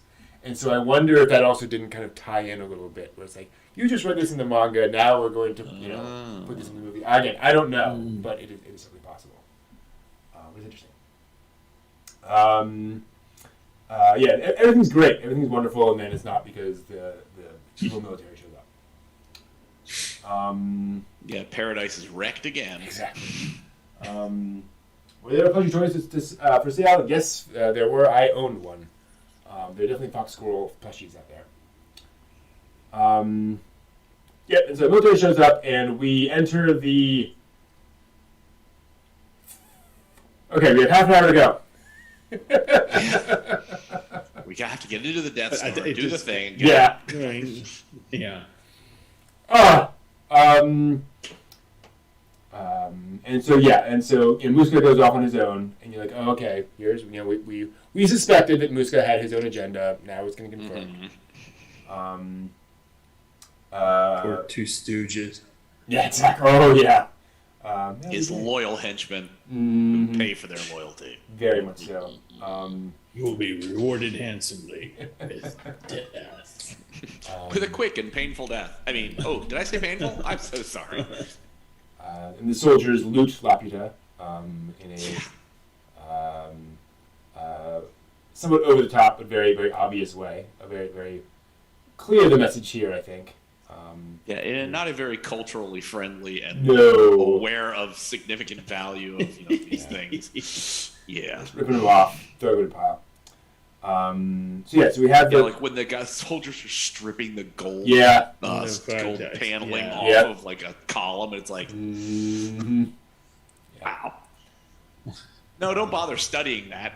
Don't bother finding the technology behind. Just tear the whole thing down. Exactly. Just on the other side of that wall are floating blocks of death. Yeah, pretty much. And I love, again, speaking to the earlier thing, is that, Muska comes over. Okay, how's it going to get in? What's it going to look like? There's a hole appears. Okay. And he walks. Like, I guess that's how that works. All right, we'll move forward. It's magic. And it just happens to be... Meanwhile, Pazu is driving 5-ton blocks out of the sky into an unknown area. There's probably somebody farming down there, like when the robot fell.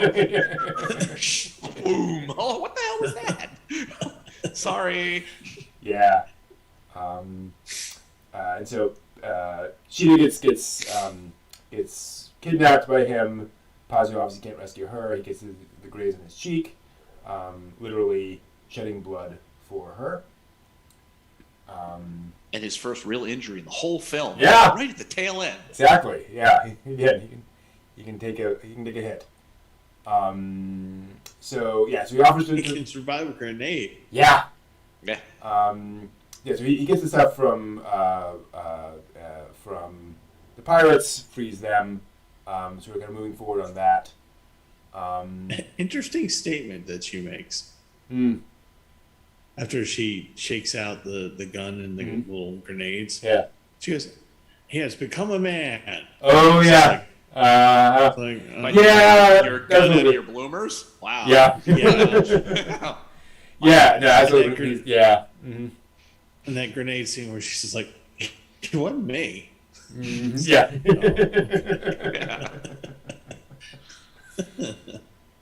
Sorry, it's the little things that make it. Yeah. No, totally.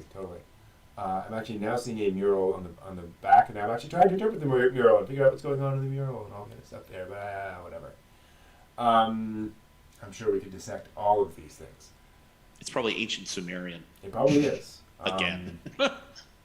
So, Gozer. yeah. Marduk. Marduk. Yes. So, so we move forward into the central part of Latvia. Designed by Kubert. Yeah.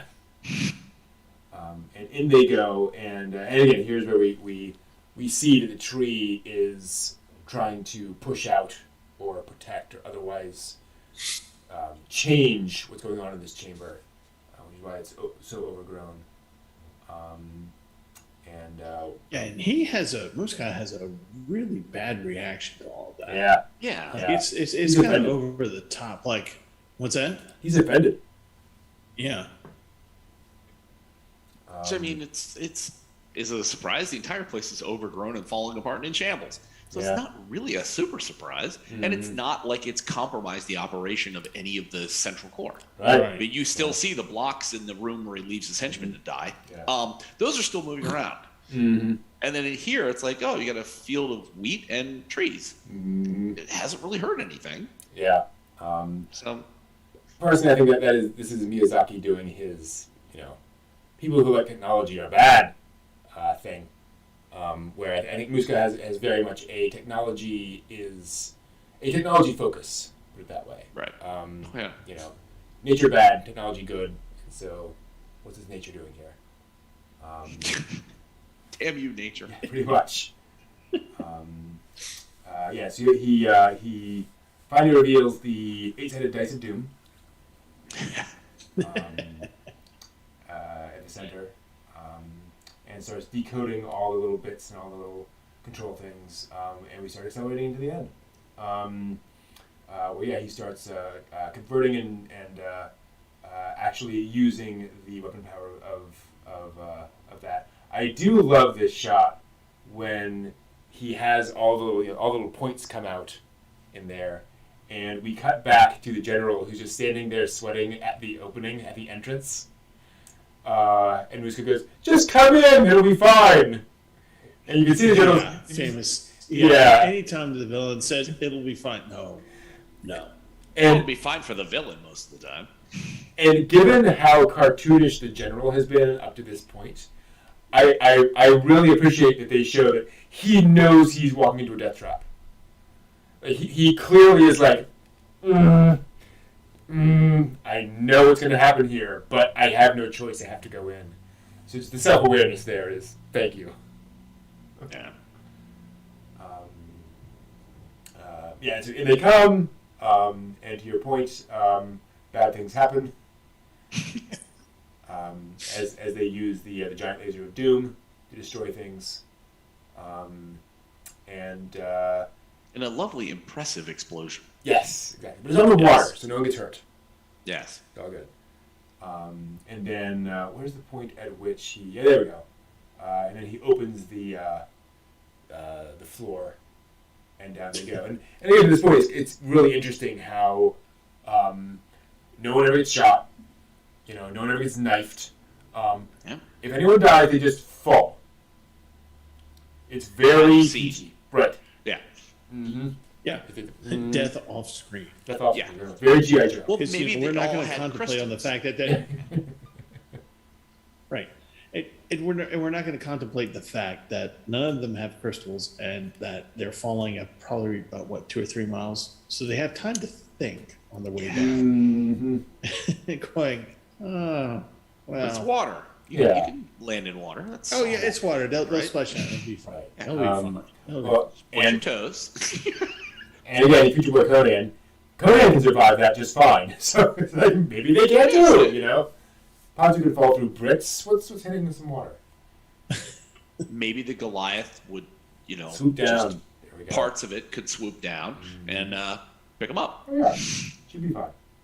Yeah. They'll survive the fall only to have the sharks come up. Yeah. See them roll their dead eyes as they chomp. Paul's eyes. And then the robots come out, and as we were saying before, well, if one was bad, 300 not great. In full working order. And again, I think this is really effective kind of storytelling of going, oh, you're doomed. Like the military, like they're done. Like we know what's going to happen there. We can write them off and move on conceptually as an audience. And so Pazu somehow manages to survive all this.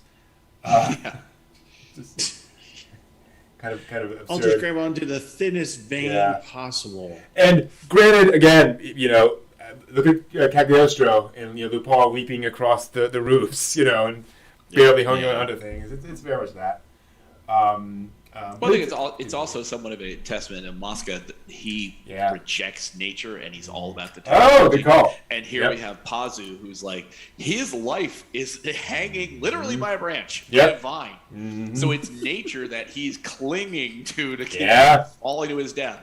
Yeah. And what does he do to as he climbs up into the monster or the robot chute? He takes his shoes off. Yeah.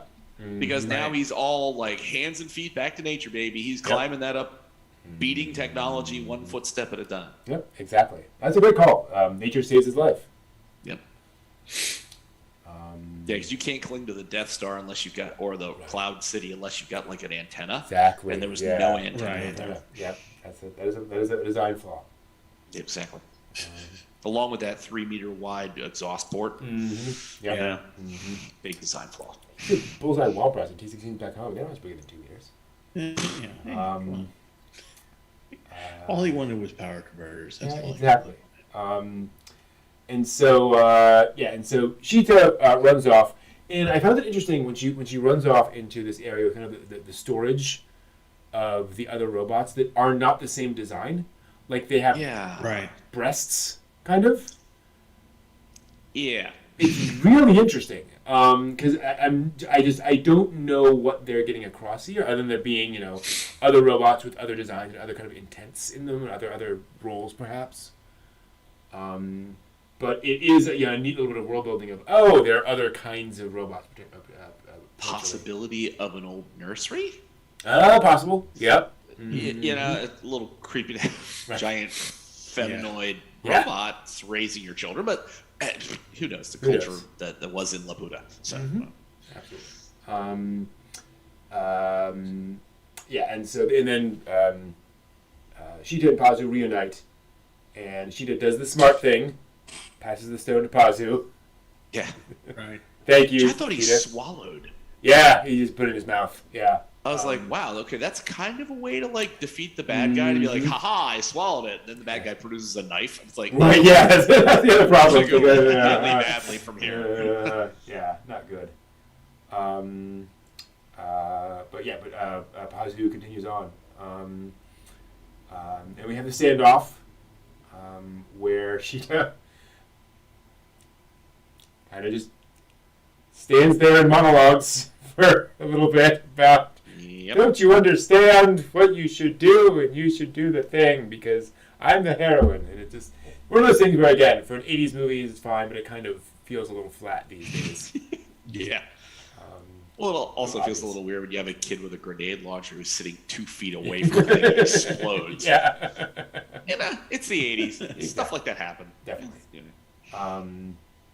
But Pazu shows up and offers a deal, and if this isn't Castle of Cagliostro, the clock tower, here's the ring, I'm going to walk. We even have him walking across to her, the whole time. It's very much just that scene right there. This is a really dark moment for this movie. Pazu and Sheeta say, and it's Pazu who comes with the idea of, we need to do this spell of destruction and bring down Laputa and us with it. We're all going to die here. It's a pretty dark moment. And this is also the moment that broke Twitter. Really? So So Castle in the Sky re-aired on Japanese television in, I'm forgetting when, but it was like a couple of years after Twitter first launched, and Twitter had gotten fairly big, and so there was a big thing amongst all the otaku to say, when this airs and when they say the spell, we should all tweet it at the same time. And we'll kind of, fill Twitter. Destroy Twitter. Well, no, it was at the end. It'll be funny. Twitter will be full. Great. Funny. Yeah. And this was back when we go to Twitter.com. It would show you all the most recent tweets. Like that's right. Those are the days. Okay. And so they did that, and Twitter went down for like 2 hours. Because it was just all of these tweets. And what's hilarious was then reading all of the articles like the day after from all of the like Western, technophiles who are trying to explain that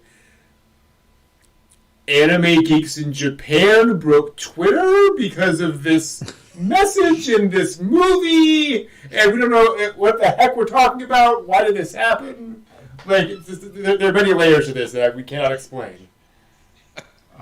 Never underestimate the power of the otaku. Exactly. And so they do the thing.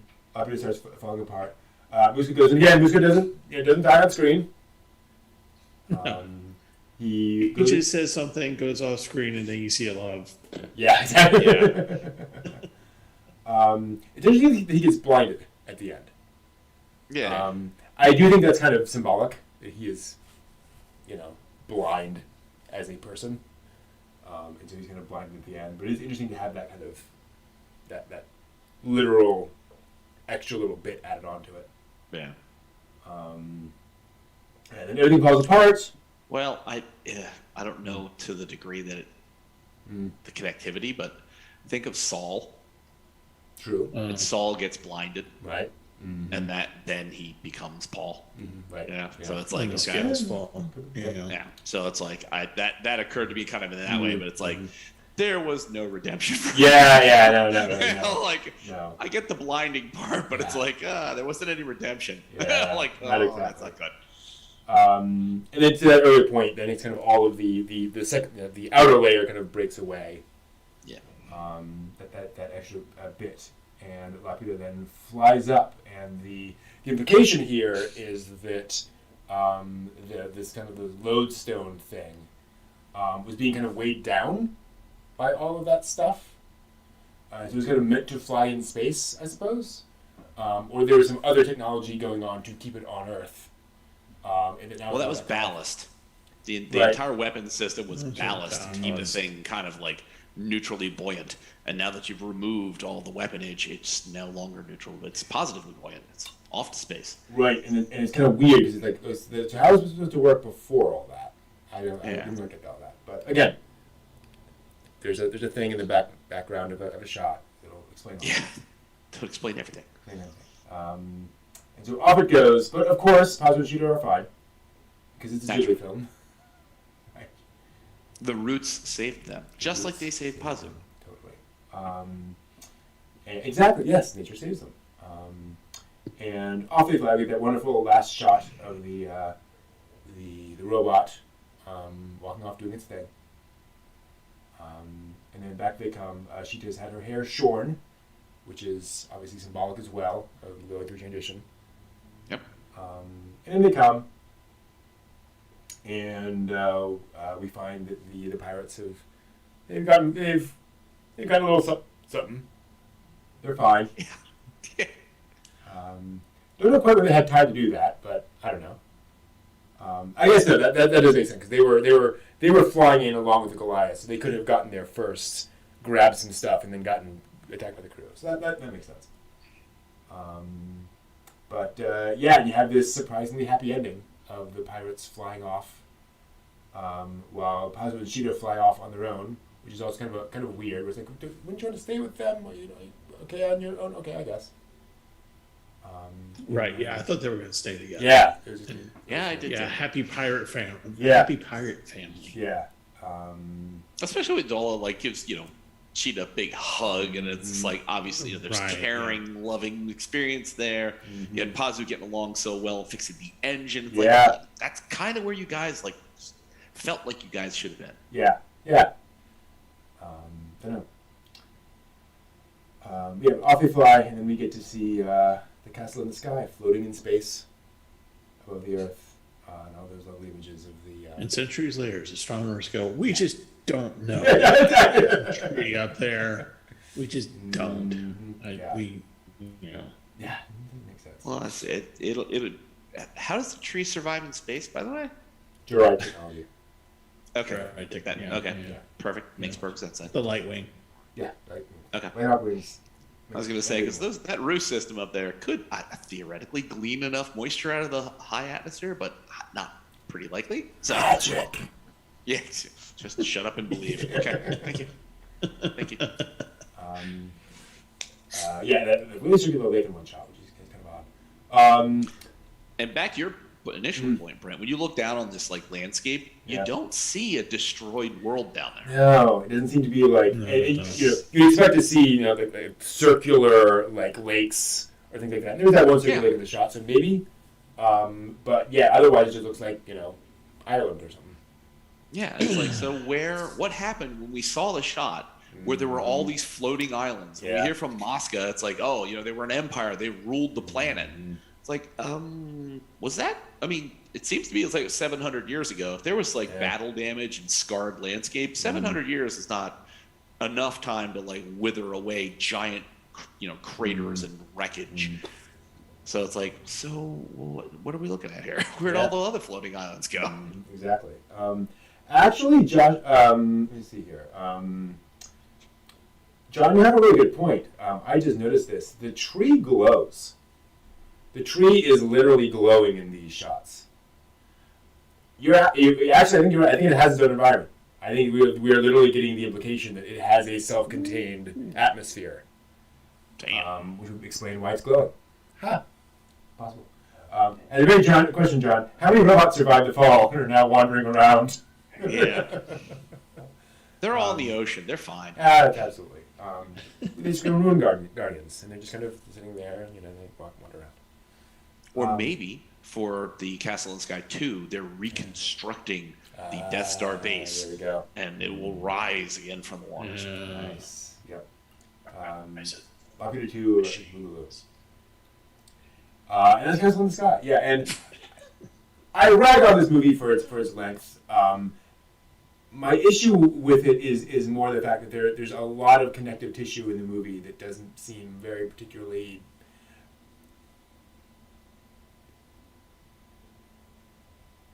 I'm gonna say useful.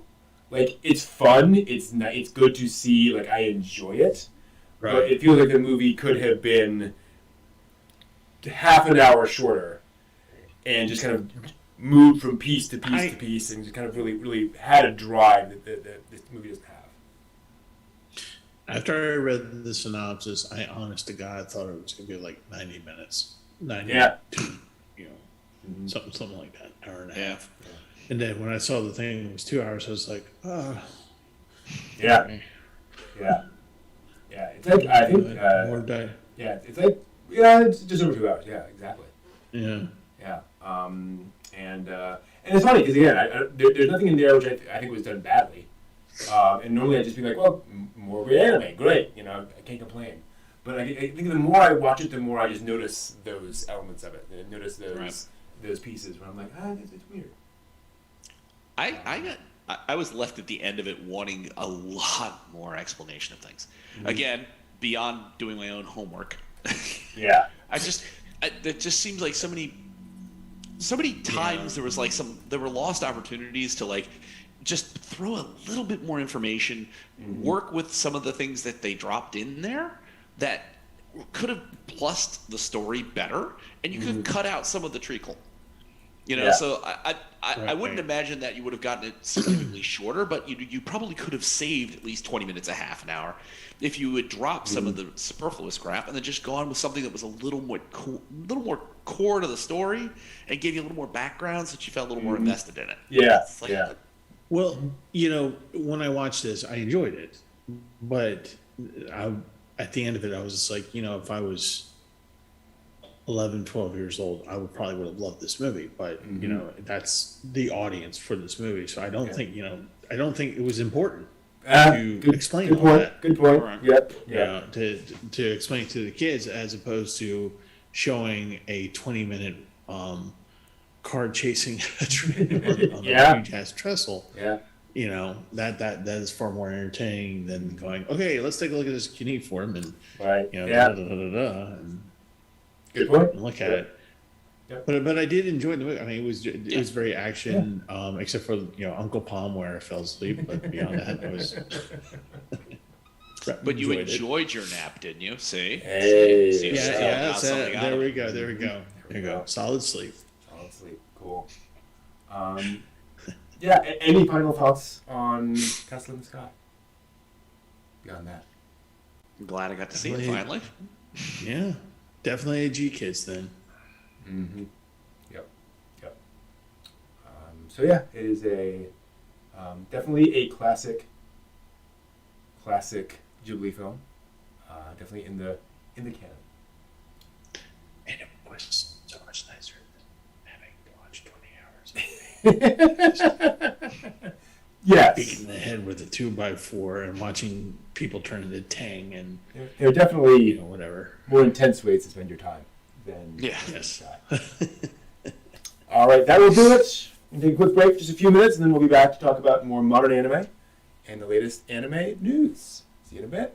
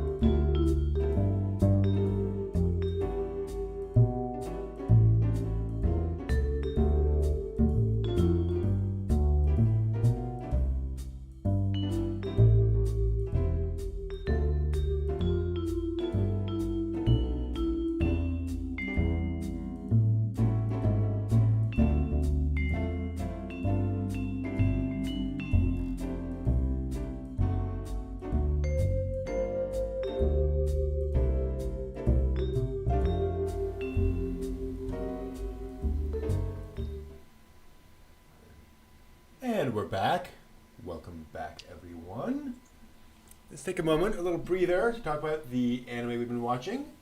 Folks in the chat, please let us know what you've been watching lately. And any questions you have, anime-wise, for the three of us. And John, how about you? I've been trying to keep up on the latest, so I've been watching the Vampire Cosmonaut, Fruit of Evolution, Faraway Paladin, The World's Finest Assassin. I have not gotten back to Heike Story, Selection Project, so I've tried to keep up all of them. Nice. Selection Project is just giving me such a Love Live vibe, because I really objectively I can't figure out why I like it. I just do. I just keep watching it. I'm like, they're not good enough. At least in Love Live, there's a lot of singing.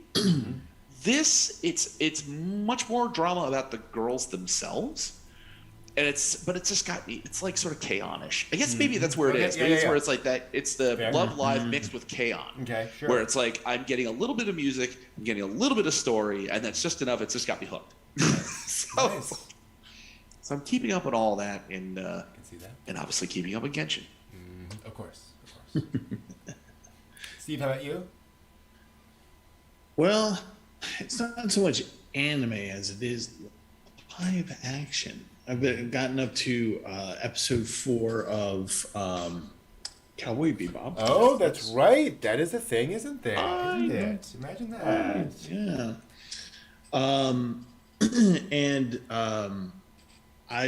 I will be doing probably a review on my channel. I'm sure you will. Thus far, based on what we were talking about earlier. But I will say for all of you out there in chat land, give it a try. Yes, it is based on the anime, but beyond that, just give it a try. Watch it. Don't be judgy, because you might actually like it. I'm having trouble with some of the criticisms that I just don't get, because I'm kind of wondering if they actually watched the anime originally and actually kind of understand what they were talking about sometimes. But anyway, more to the point is that it is actually a really good, thus far, episode 4. Thus far, a really good thing to watch. The music is good. The visuals, I like the visuals. The plots are kind of connected to the anime, and it does move forward, but I don't want to give anything else. So go watch it in Chatland. The other thing I'm doing, and I did it today, was I'm making root beer. Cool. So, like actual root beer. So the batch I made today, I have to wait about 4 days, and for the yeast to fully eat the sugar, make the carbonation, and then throw it in the fridge for a night, and then have root beer. Very nice, tasty root beer. So, how much are you making at a time? Is it like 1-2 liter? 2 liter. Yeah, the recipe I had is for a 2 liter, and I used concentrate and not extract because I really like strong root beer flavor. So I'm using that. But yeah, it's this is the easy way to make it. I'm not going out and looking for the bark and the roots and boiling them down and all that nonsense. So we're not doing that. We're doing it the easy way. Yeah, that's. I can't wait. We stopped doing that a century ago. In fairness, I think Right, that's not really. exactly. Yeah. But I want to see Steve wildcrafting like dogwood root beer. Oh, God. If there's a way, if you could make root beer out of dogwood root. You can. Yes, that actually would be a very no. I was gonna say Wow. no. It's delicious, No. and I'm blind. What happened? I'm gonna make root beer out of this wormwood. Oh, no, well, Speaking no. of which, No. Well, it is almost impossible to make marshmallow out of marshmallow. There's a marshmallow plant, Yeah. and you take the roots, and if you grind them up to make marshmallow, it is very difficult to make. You have to be very, very precise with that. It's like the marshmallow we use is just gelatin. With Right. basically whipped gelatin. And so it's because I stumbled across a couple of videos of folks who I'm going to make real marshmallow, and it turns out, no, it takes 6 times as long to make out a marshmallow, and you may or may not get there. It's going to have this weird consistency. Like, what we think of as marshmallow is so evolved beyond what that original thing is that it's not even going to feel like a marshmallow anymore. It's, you know. What was original marshmallow like? Was it like goop? Yeah, it's much more goopy. It's not very light. And it's not structured. Yeah, exactly. Interesting. And it's very interesting. Yeah, it's like it's not what you think it is. Did any of you guys see that Kevin Laserdice is listening to Dune? On Yes. Who is reading? Really? Who is reading the audiobook? Yeah, who's I'm interested in that. Yeah, who's doing the Dune audiobook? I'm curious. Excuse me. Yeah. Because I know Herbert recorded a scene or two. Because I have a copy of him doing the dinner scene. Somewhere on here. Yeah, and he actually narrates out the dinner scene, which is not in the movie. Understandably, it's the dinner scene is one of my favorite scenes in the book. Granted, they're all my favorite scene, but it's a scene where the family have recently arrived on the planet, and they've arranged a banquet for all the kind of high rollers on the planet, and it is a scene in which Duke Leto is very much presenting, and everything he does at this banquet has a purpose. And you see all the different things he set up, and like when he introduces this thing to somebody, he's introducing it for a reason, and all the different things, and you see how all the different people coming in, what they've done. There's a great moment where one of the merchants has this tittering airhead of a girl on his arm, who's come in and is just complete idiot and laughing at all the dumb jokes and so forth. And then somebody says something, and the Duke sees that and looks over and realizes the dumb idiot is paying attention to everything everyone says, and he realizes she's been trained to memorize this entire conversation. And this whole thing is just so no one will pay any attention to her, but you'll be able to recite every single word we say when we leave here. It's like, gotcha, So it's like, right, wow. Yeah. And there's a great little side note in there where Paul has to explain to the airhead what drowning is. Oh, right. Yes. Mm-hmm. Yeah.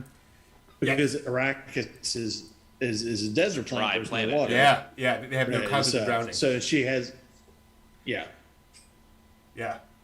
It's a great telling a tale of fishermen hooks on the shoulders of other fishermen because they're trying not to drown. Great morbid little story. Exactly. Yes. Wow. George Brunel reading the audiobook. Cool. Cannot wait for the second part of that Dune movie sometime in a little while. Yes. What I'm actually looking forward to as well is the extended cut of the Dune movie, because we know there's more footage. There's actually some neat behind the scenes stuff. Yeah. Side note. The guy who plays Duncan Idaho. Why am I forgetting his name? He, anyway, so neat story. He showed up in, this is going to be difficult. He showed up in the desert to film this, and they couldn't film for very long in any given day. And so they'd be done by 10 a.m. whatever. And so on the first day, he then went out into the desert with like some friends and just shot some footage, in like his Duncan Idaho, outfit, and they just kind of shot footage. Oh, Jason Momoa. Jason Momoa, thank you. And so he just went out and shot some stuff, and then came back that night, and Villeneuve was like, "Where have you been?" He explained. He showed the footage. Oh, they came back and they like edited it all down together into like a little 3-minute thing, of Duncan Idaho in the desert or whatever, and then he showed it to Villeneuve, and Villeneuve was like, "That's awesome. We need to have more of that." They shot a whole sequence of Duncan Idaho on the planet with the Fremen, and getting to know the Fremen okay, and all that kind of stuff. That was all stuff that was planned to be in the movie. It ended up on the cutting room floor for the actual release. So you get to see Duncan interacting with the Fremen and doing all that stuff. So that hopefully will be back in there. But the shot in the movie of Duncan crouching in like a crevice of stone, that is a shot that he got that day out in the desert. And Villeneuve liked so much he put it into the movie. Dang. Yeah, Nice. it's really, really cool. There's a behind-the-scenes shot where he's like, "You have no idea how amazing it is for me that, A, I get to do this role, and B, like, a thing I then went and shot, the director then decided to put in the movie." Like, holy crud. It's really cool. So yeah, very curious to see how that turns out. For me, I've been building a van. So focusing on that build out, getting all of those materials. So I mentioned last week I bought a van to kind of go around and do camping kind of stuff, and the supplies are starting to arrive now. So I'm getting all the stuff I need to actually build it out, and that will start in the next few days. I just did a few things this afternoon, so more to come on that. Hoping to have some stuff to show you soon, which will be fun. I also watched Total Recall. Which one? The original one. The original Arnold Schwarzenegger Total Recall. Okay. Yeah. So. Hang on. Yeah. Worst pimple ever. Have you guys seen it? I saw it in the movie theater. Okay, there we go. As did I. And it was a thing of its time. Yes. Remember that. Entirely of its time. It does not stand up well over time. No, it does not. No. It had this reputation. For me, it had this reputation as being a surprisingly smart action movie. That it's definitely an action movie, but there's some interesting ideas in there. And it's yeah. Oh, okay, yeah. Not really. There are the very, very, very thin bones of a sci-fi short story in there with all of this dumb 80s action movie just all piled all around it. Yep. Yep. It's just, it was... Michael Ironside in all of his glory. Yes. Michael Ironside in peak Michael Ironside. And it's just... And here's the thing. I understand that part of the conceit of the movie is that he might be in essentially a cheesy 80s action movie. But it doesn't, take away from the fact that you're in the middle of this cheesy 80s action movie for the entire thing. It's all right. Yes, he can spray a crowd with bullets and they all die, but they all spray him and he's fine, all that kind of stuff. Yep. So, yeah, unfortunate. I will say, though, people say that Schwarzenegger can't act. They can't escape in his elevator. I was just gonna say, but he could avoid bullets, but not in an elevator shaft. Right. Yeah. But people say Schwarzenegger can't act. He can act. He has emotional range in this film because there's a lot going on. Obviously, it's very over the top in a lot of the scenes and so forth. Yeah. But you look at this movie and it's he's the right person to play this role. He's very over the top. He's very much this is the correct way to make this movie. But yeah. For a Schwarzenegger film, it was a very Schwarzenegger film. Exactly. Thank goodness. Because if it was hovercraft. Yeah. Yeah. Oh boy. Yeah. Sir Alec Guinness, it was not. No, it was not. Also interesting to see that one atmosphere generator on one mountain in Mars immediately turns the entire atmosphere blue. Oh, cool. Yes. That's impressive. Yeah. But yeah. It's high technology. It's high technology, yes. People Aliens. wouldn't understand. Aliens. You have to do your homework. So this Right, is like Miyazaki exactly. was Yep. exactly Yes, like, yes. You have to do your homework to understand how that works. Mm-hmm. Totally. What you don't see are all the other generators all There around we the planet go. doing the Yep. same thing at the same time. So, Right. Yeah. yeah, that's exactly Why it. are we're on the wrong thing? Uh-oh. We're good. Fine. I was just showing the wrong lower third. We're good. All right. Total Recall. Wow. Yeah. Now a drinking game. Philip K. Dick's original short story is 8,000 words long. Yep. Have you read it? No, I'm not actually. It's 8,000 words, so it's about, what is that? That's 12 pages. Yeah, something like that. Something like that. It's not long. Yeah. And the atmosphere generator, do you want to know? Yes. Okay. It's not an atmosphere generator. And during points during the story, you get little snippets of, hey, there was this big explosion in Alpha Centauri that blew up the entire system. We don't know why. Hey, there was an explosion in this star system. We don't know why. And it keeps going. Yeah. Wow, cool. Yeah. That doesn't bode well. It's not an atmosphere generation. Gotcha. That would explain why in the movie. Okay, well that does connect a dot at least. One dot is connected in the movie. Yeah. So that was my main media this week in terms of that stuff. But definitely glad I watched it. Definitely took that off the list. Like it's fine. Oh no, you have to watch that. Right. Yeah. Exactly. Now you get to watch the whatchamacallit version. The what's his name? Oh, the new version? Yeah. Colin Farrell? Thank you. Yes, the Colin Farrell version. Now you have to watch that. And try not to fall asleep. I think I'm just going to stick with the Schwarzenegger one and call it good. There we go. Yeah. There we go. I got my fill of that film when I saw it. That was enough. I'll hear that.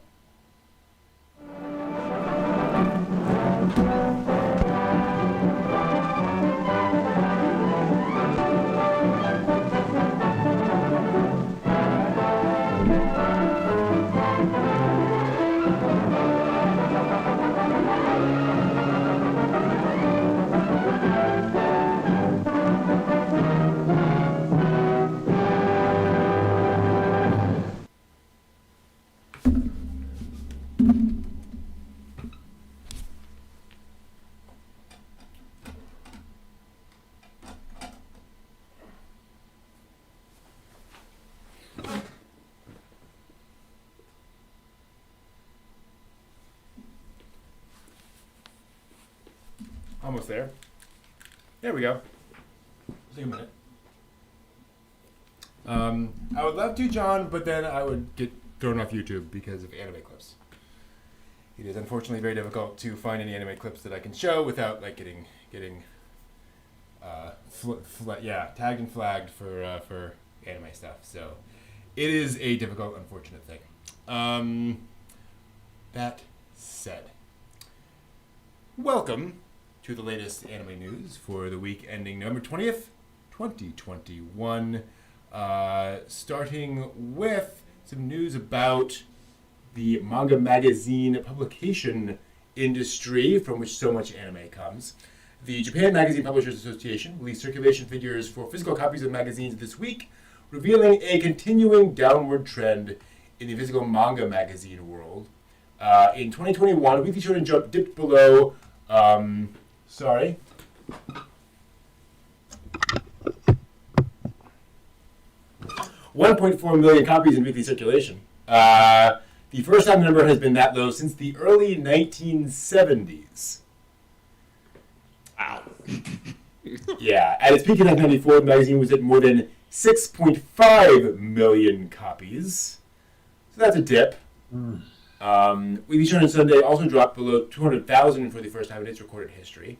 These updates may seem scary at first, but keep in mind that the magazines also release digitally through their own online platforms and apps, as well as through other big digital resellers, retailers, although the specific figures aren't made public the way physical publishing numbers are. The manga industry as a whole was still up last year, and physical volume sales hit a record high, even though a big chunk of that was Demon Slayer. Let's kind of be honest. But it's... I don't know that this is surprising news, but it is interesting news. It is kind of remarkable news that the physical sales have dipped that low. We know it was on the downward trend, but I think a lot of folks were assuming that that physical and digital would kind of complement each other, that the folks who are physical would do one, but it doesn't seem that trend is where it's going. It seems like it's going very digital. Well, as I say, I know this week the Black Friday sale notices started going out. And I have my old little, gas-powered, two-stroke Kindle. And and they sent me this entire spread of all the Kindle Oasis and new paper with blah, blah, blah, this, that, and the other thing. And it's like, they're all, obviously you go upscale and it gets more expensive, but it's for one device, I can save like several bookshelves worth of stuff. It's not the same as being able to physically touch stuff, but it's like, if I'm going to read the living heck out of manga, doing it on a digital device is like the most space-saving and convenient transport I can think of. Yeah. Well, sorry, go ahead. No, I was going to say, having something like Buddha or Akira or like some landmark physical copies, you can't exchange. Right. But if I'm going to reread that, I would much rather have them like nice and not bent on their shelf, and then I'll reread it through my e-reader. Yeah, there we go. Well, to that point, I think it's especially important for this specifically, like the weekly manga magazines, right, where people are clearly preferring digital for that, because it's like you're reading an issue at a time. You're reading this every week as it's coming out. Going down to the store, getting that every single week, or getting it sent to you, or whatever, way more convenient to just get that digitally on the go, keep up with that, as life goes along, instead of trying to, keep to that publication schedule.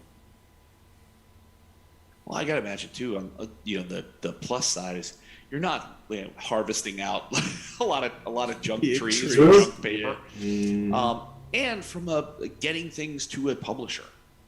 Like I've got the Fox's Wedding, which is a whole yokai compendium that's coming. Their Kickstarter campaign went great.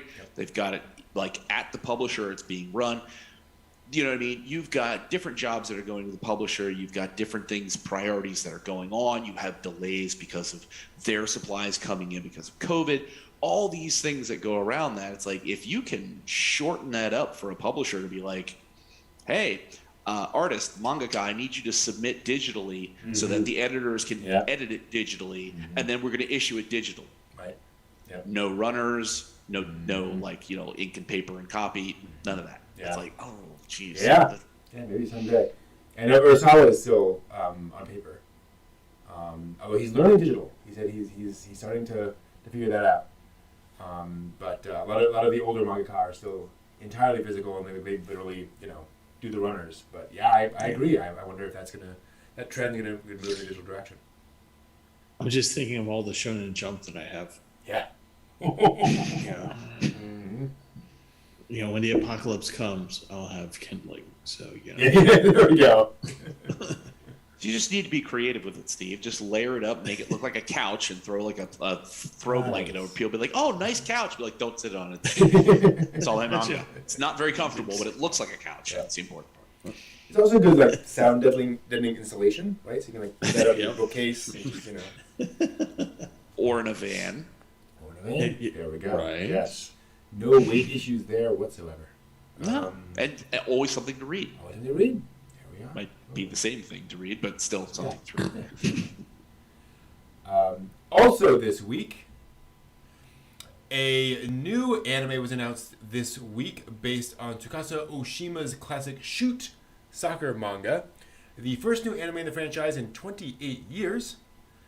Titled Shoot Goal to the Future. The show will be completely original and is set to air sometime in 2022.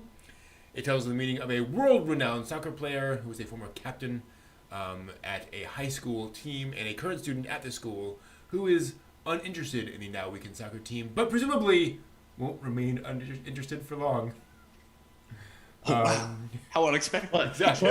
We're going to go to the national. Exactly. Shueisha revealed that the Slave of the Magic Capital's elite troops battle fantasy manga is inspiring a TV anime. The story is set in a world besieged by monsters, where a particular tree is able to give special powers, but naturally only to girls. presumably cute girls with powers and probably skimpy outfits. With a name like Slave of the Magic Capital's Elite Troops. Oh, yeah. Oh, boy. Yeah. A TV anime adaptation was also confirmed for the Monogatari manga this week. It follows Hyoma, who despises Tsukumogami spirits that have inhabited aged objects, as he comes to live with a girl who loves these and lives with them as family.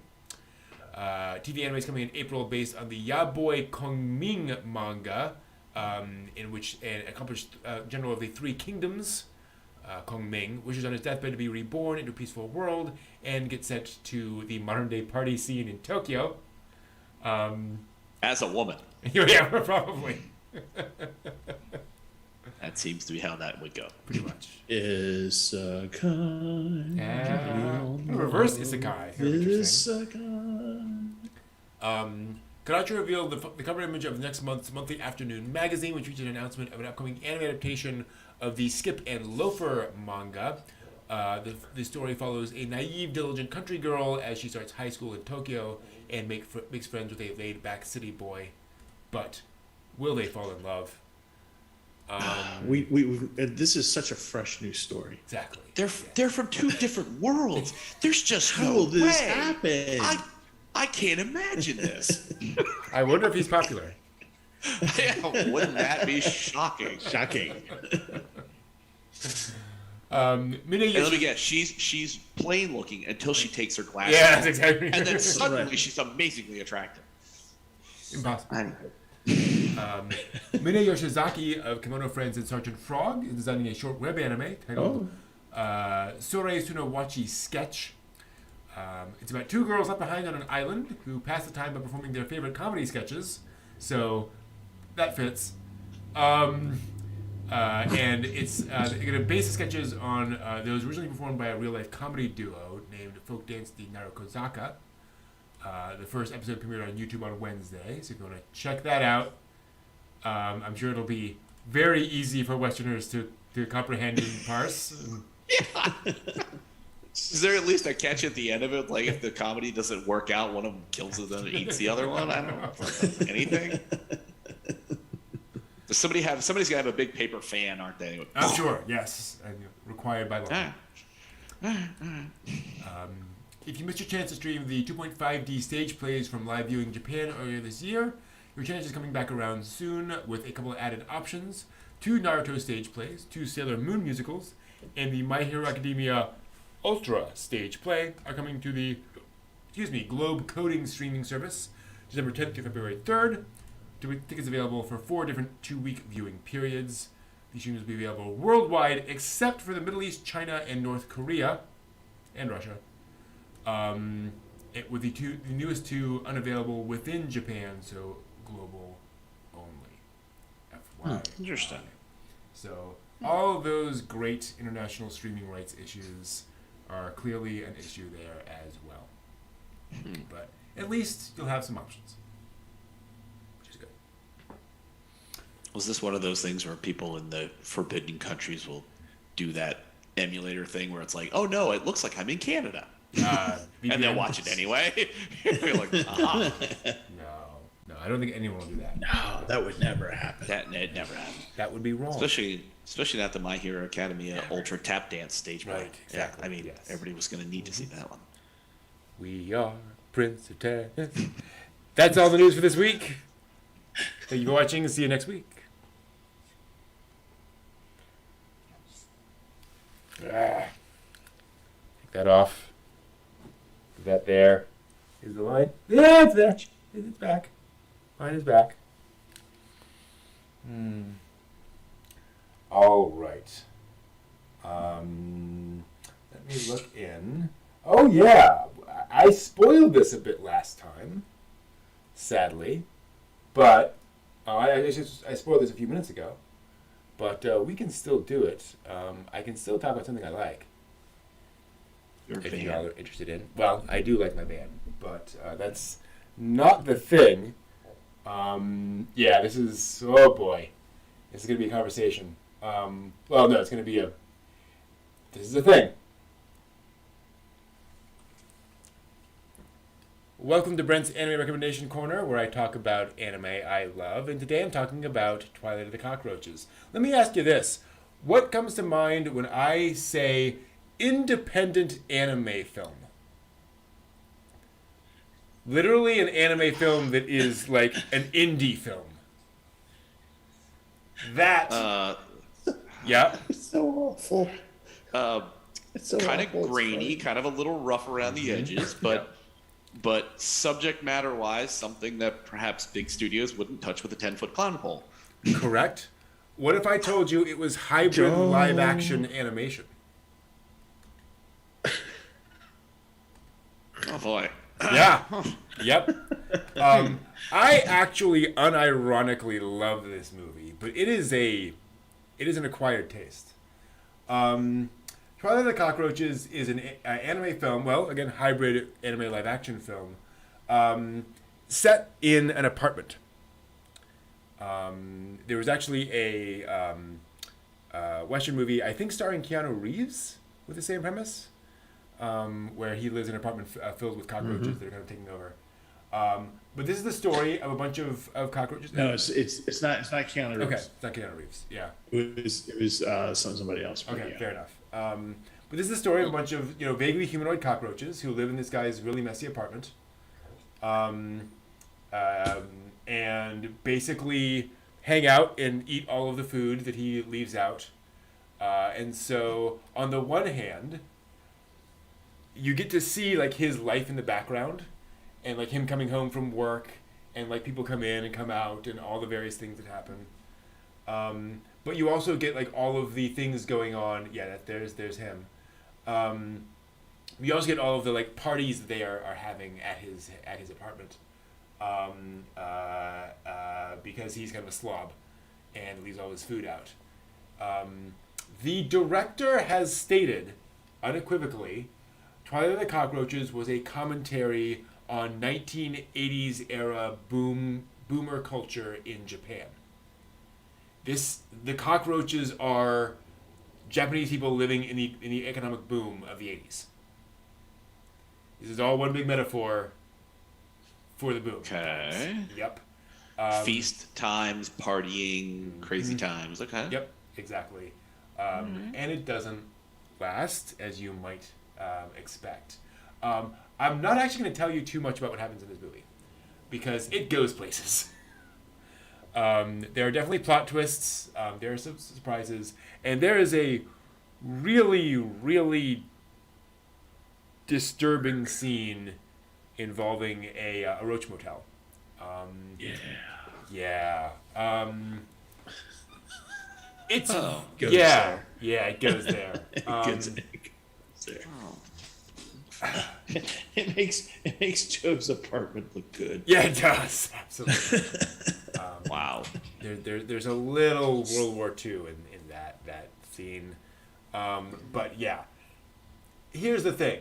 Again, I got into anime partly because I love the fact that anime is different. That it is its own. It takes its own approach to storytelling and so forth.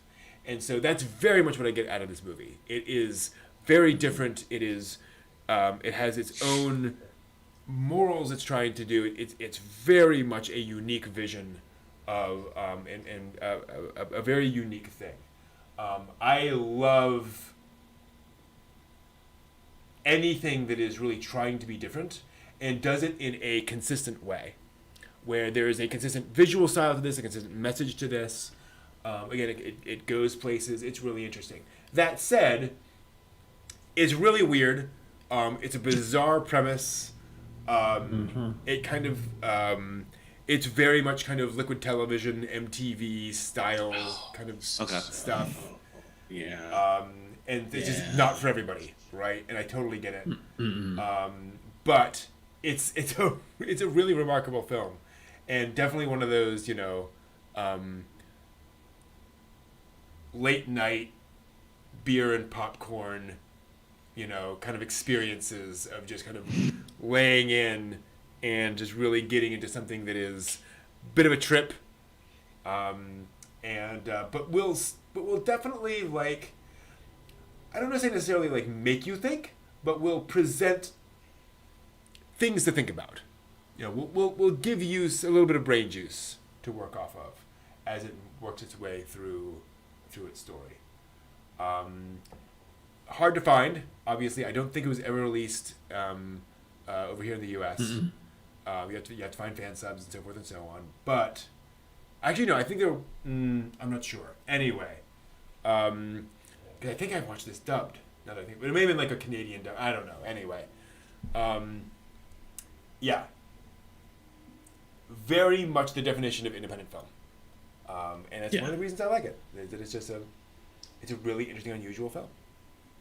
I'm trying to remember the streaming service, the free streaming service that you can get on Roku. Okay. And it was definitely a dub. It was definitely a fan dub. Yeah. And it couldn't have been it was definitely, because I've never seen the original. Was it like Pluto?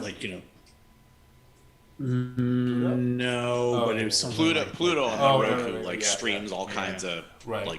No, things. we're talking like those are organized. We're talking about the people who are just like, I'm gonna throw up 6 things and just leave it here on Roku, and it's one of those. And it is Liquid Television actually is the best descriptor for this. So if you're the generation that watched Liquid Television, that is definitely what it would have shown up on as okay. And like I said, it makes Joe's apartment look good in terms of stuff that they talk about and do. Here's the thing. I just discovered it was released in the U.S. on VHS. Oh, so that was the release. There probably was a dub of it back in the day. It is on Amazon. So that explains it. It was technically released at one point, but yeah. Never to be seen again. Pretty much, yeah. Hard to find. You watch this thing, and it is definitely beer, popcorn. Do not drink malt liquor.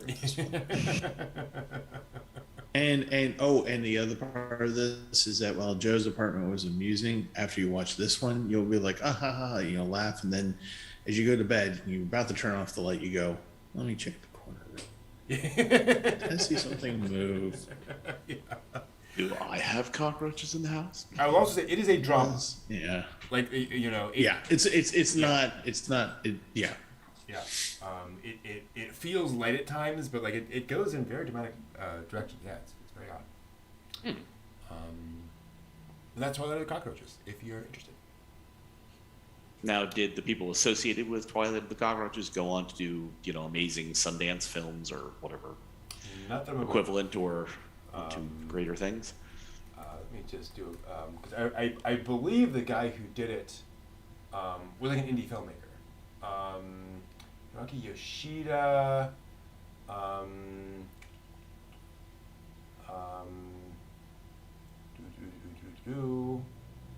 It was a streamlined dub.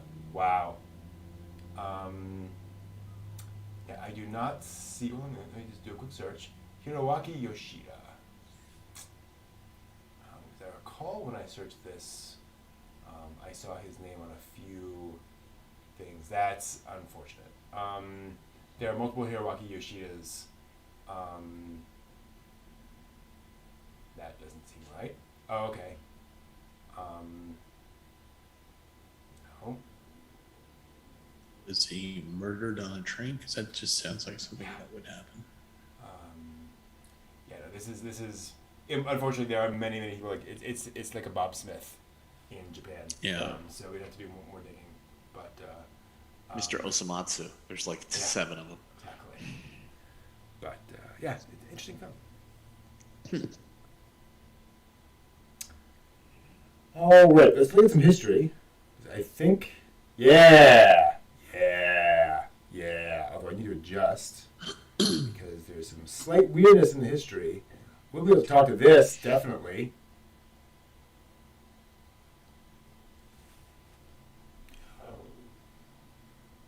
Excuse me. Welcome to This Week in Anime History, where we talk about things that happened this week in anime history, where today we're talking about Ghost in the Shell. This week in anime history, 2 days ago, back in 1995, the original Ghost in the Shell movie was released, the anime film by Mamoru Oshii.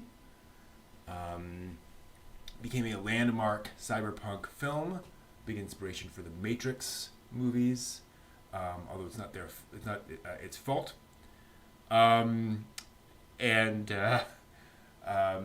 Really remarkable film, and very tight. The director has said the reason you've never seen cutting room floor material from Ghost in the Shell because there wasn't any. That's everything we had the time and money to do is in that film. And it's interesting because it is very much a meditation on what it means to be human and what it means to live in a modern, highly technological society. Covers a lot of ground. I remember when I watched it, I had thought it was basically it was a thoughtful movie, like it was a deep movie, like Blade Runner kind of, where like there are action scenes, but they're very very brief.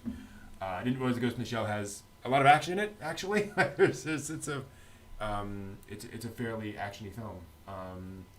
But it's definitely a classic. Definitely worth going back to and checking it out. If you're interested in that. No audio from John and Steve. Wonderful, as always.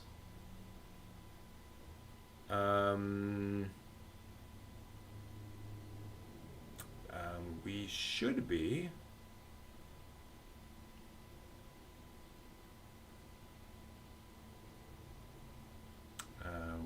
Let me switch over. 1 second. Boink. Boink. Gotta switch some things. Nope, that doesn't do it either. So we are just not going to be able to get that this time. It looks like that is very weird. Yeah, that is in there and it is enabled, but I cannot make that work. So that's weird. Well, Ghost in the Shell.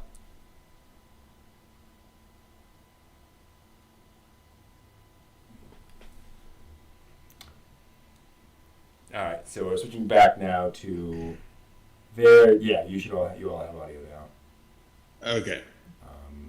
There we go. That's weird. Whenever I switch over to that scene, even though I have audio in it, it's just not showing that audio option. Very odd things. Yep, OBS is misbehaving, as it is wont to do in here. There are days when I think I should take it out back and shoot it, but it just needs to be, given a nice cookie, laid down for a nap. Yes. A little sleep, be refreshed. Give it some Ritalin. And then give it a good shake. No. No. Here's your Nick and a cookie. I have a question for you all. What did we learn on the show tonight, What did we learn on the show tonight, Brand?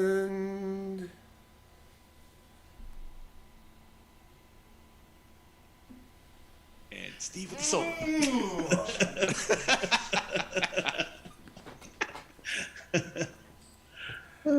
Oh boy.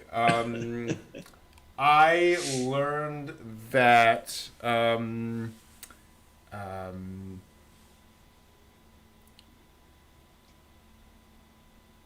Miyazaki's too subtle for me. There's just too many little details I'm never gonna figure out. Mark Hamill always makes for a good villain. Good call out, John. Absolutely true. I also learned that there is no shortage of sexiness in anime and sexy anime concepts being made in TV series. With which to plaster on the wall of your van. Exactly. Yeah, totally gonna do that. There's That's actually not gonna look really, really No, don't do interesting. that. Don't do that. Why is the inside completely plastered with lollies? Oh, no. I just really like Card Captor Sakura. Wait, no. There's actually a late-breaking story, which we didn't get into the news. fandom is locking out the wikis for what were they? For two franchises, Monster Girl Encyclopedia and Agent Aika. Because they are too sexy. They are they are not they are considered like going over the line of being so one of the things is you cannot have fetish material on fandom, and Monster Girl Encyclopedia is considered that's what it is basically. But Agent Aika? Yeah, it's kind of weird. But I mean, it is it is panty shot central. It is basically that's basically that's his thing. So I think it does qualify. It's a little over the top, but I mean we get pantsu shots and freaking so much stuff now that it's sort of not that surprising. Yes, but Agent Aika takes it to a level. It's only at like level 15 out of 10. Exactly. It's not like it's hentai or anything, or it's kind of near hentai. It's quibbling over like little minor details. But yeah. Anyway, what about you guys? Steve. When did I learn? It's so hard to learn. Because I can't write cuneiform or anything like that. Words are hard. Math and what? No. Let's see. What did I learn? I learned that in the effort to make new anime, we should make a new sports anime, and we should call it Pachinko. And we should see if the local high schoolers with gambling problems will make it to nationals that year. And will they're all be able cute to fix girls, their right? pachinko machine. Oh yeah. Right. Okay. And the theme music should be done by the glorious band, legitimately real band, Zealander P. Okay. Zealander. So that's good. That Zealander P. Look it up. Songs Too Many Taco, and Too Many Mics, and it's really great. And then we need to make a stage play adaptation of that, because who doesn't want to see Pachinko on stage? Stage play musical. Stage play musical of Pachinko and gambling addiction for 14-year-olds. Yes. With holograms. So, right. Can the pachinko machines be girls? Well, then you see. I don't want to give you notes on your idea at the last minute, but Well, but that will put us in a certain category, and I won't be able to be on the wiki. That's the spin-off. Oh, well, I was to say we had Akikon. Oh no! You know what? No, well, that's no, Akikon. The girls were actually so. Oh, okay, sorry, but yeah. When they're older, okay, yeah. That's when the players become older. That we'll go there. Gotcha. And or that's the reward for nationals. You become the pachinko machine. I see. You got big cheat. There you go. That's my fetish. Tie it all together. That's my fetish. I've learned. Oh, good lord! Fetish. There we go. Oh no, we're gonna stop right there. Because I got something worse coming up. So I was thinking earlier this week about watching. We were talking about Anne of Green Gables and talking about the how it's good literature, legit good literature and stuff like that. And I was thinking about Evangelion, and I just kind of realized that Evangelion, the rebuild movies, are actually the Anno's way, his version of retelling Anne of Green Gables. Damn it, Steve. With Shinji. Well, you see, I'm seeing it. The girls are there, right? Gendo, you can say is arguably Marilla. And the girls are already there, and Shinji, Anne, because he's orphaned and he's brought in, and he's trying to make his way through New Tokyo, which is this And wonderful Misato city. is And this Matthew. place Yep. is Matthew, exactly. And this is just him trying to thrive in this new environment, and Kaoru's Diana. because Dang it. because and Oh Lord, no. Wow. and you're welcome. Yes, I went there. Wow. Yeah, This is what Asuka's Josie happens when I Pie. have too much time. This is Wow. what- Wow. The shiny waters. That's obviously Right, the that's Tang. That's the Right, Yeah, yeah. Tang. Uh-huh. Yeah, Yeah, right. LCO. thing, Definitely. right? Wow. Yeah. I need to go lie down. Oh. I need to take a relaxative and put on a mustard plaster. Oh, my head, it's spinning. And the last thing I learned, is that anything can be better when you put Mark Hamill in it. This is true. It's absolutely true. John, how about I agree with that. I learned that there are some Ghibli films that are. I'm glad I saw it. I feel that I've seen this film and I enjoyed seeing it. Yeah. I'm not entirely sure that I'd be running out and recommending that people see it. Of a selection of Ghibli films, I liked it less than others, but I still liked it very much. So I've learned that there's some gradient there for liking Ghibli films, and that there's so much anime and so little time, and that the digital revolution in manga reading, it's proceeding. So hopefully that will not lead to a catastrophic failure of the publishing business. Yeah. I don't want to see anybody lose their shirt in that either. But if manga becomes more readily available in digital platforms and easier to translate, so that we can all have access to it, then I'm very happy about that. So. Yeah. The publishing industry seems fine. It's thanks to Demon Slayer, it's fine. But hopefully it stays. Yeah. All right, that'll do it for us for this week. Thank you all so much. Next week we will be talking about Howl's Moving Castle, one of Miyazaki's more recent films. And as a reminder, in a couple of weeks we have OnCon, the online anime convention, December 4th. So that is coming up very, very soon. In fact, it is coming up in 2 weeks. So after Howl's Moving Castle, we will be doing OnCon. Multiple panels, including two by Steve, right here. Yep. Looking forward to those. And that'll be the plan. So thank you all so much. Have a great week. See you next week. See ya. Oyasuminasai.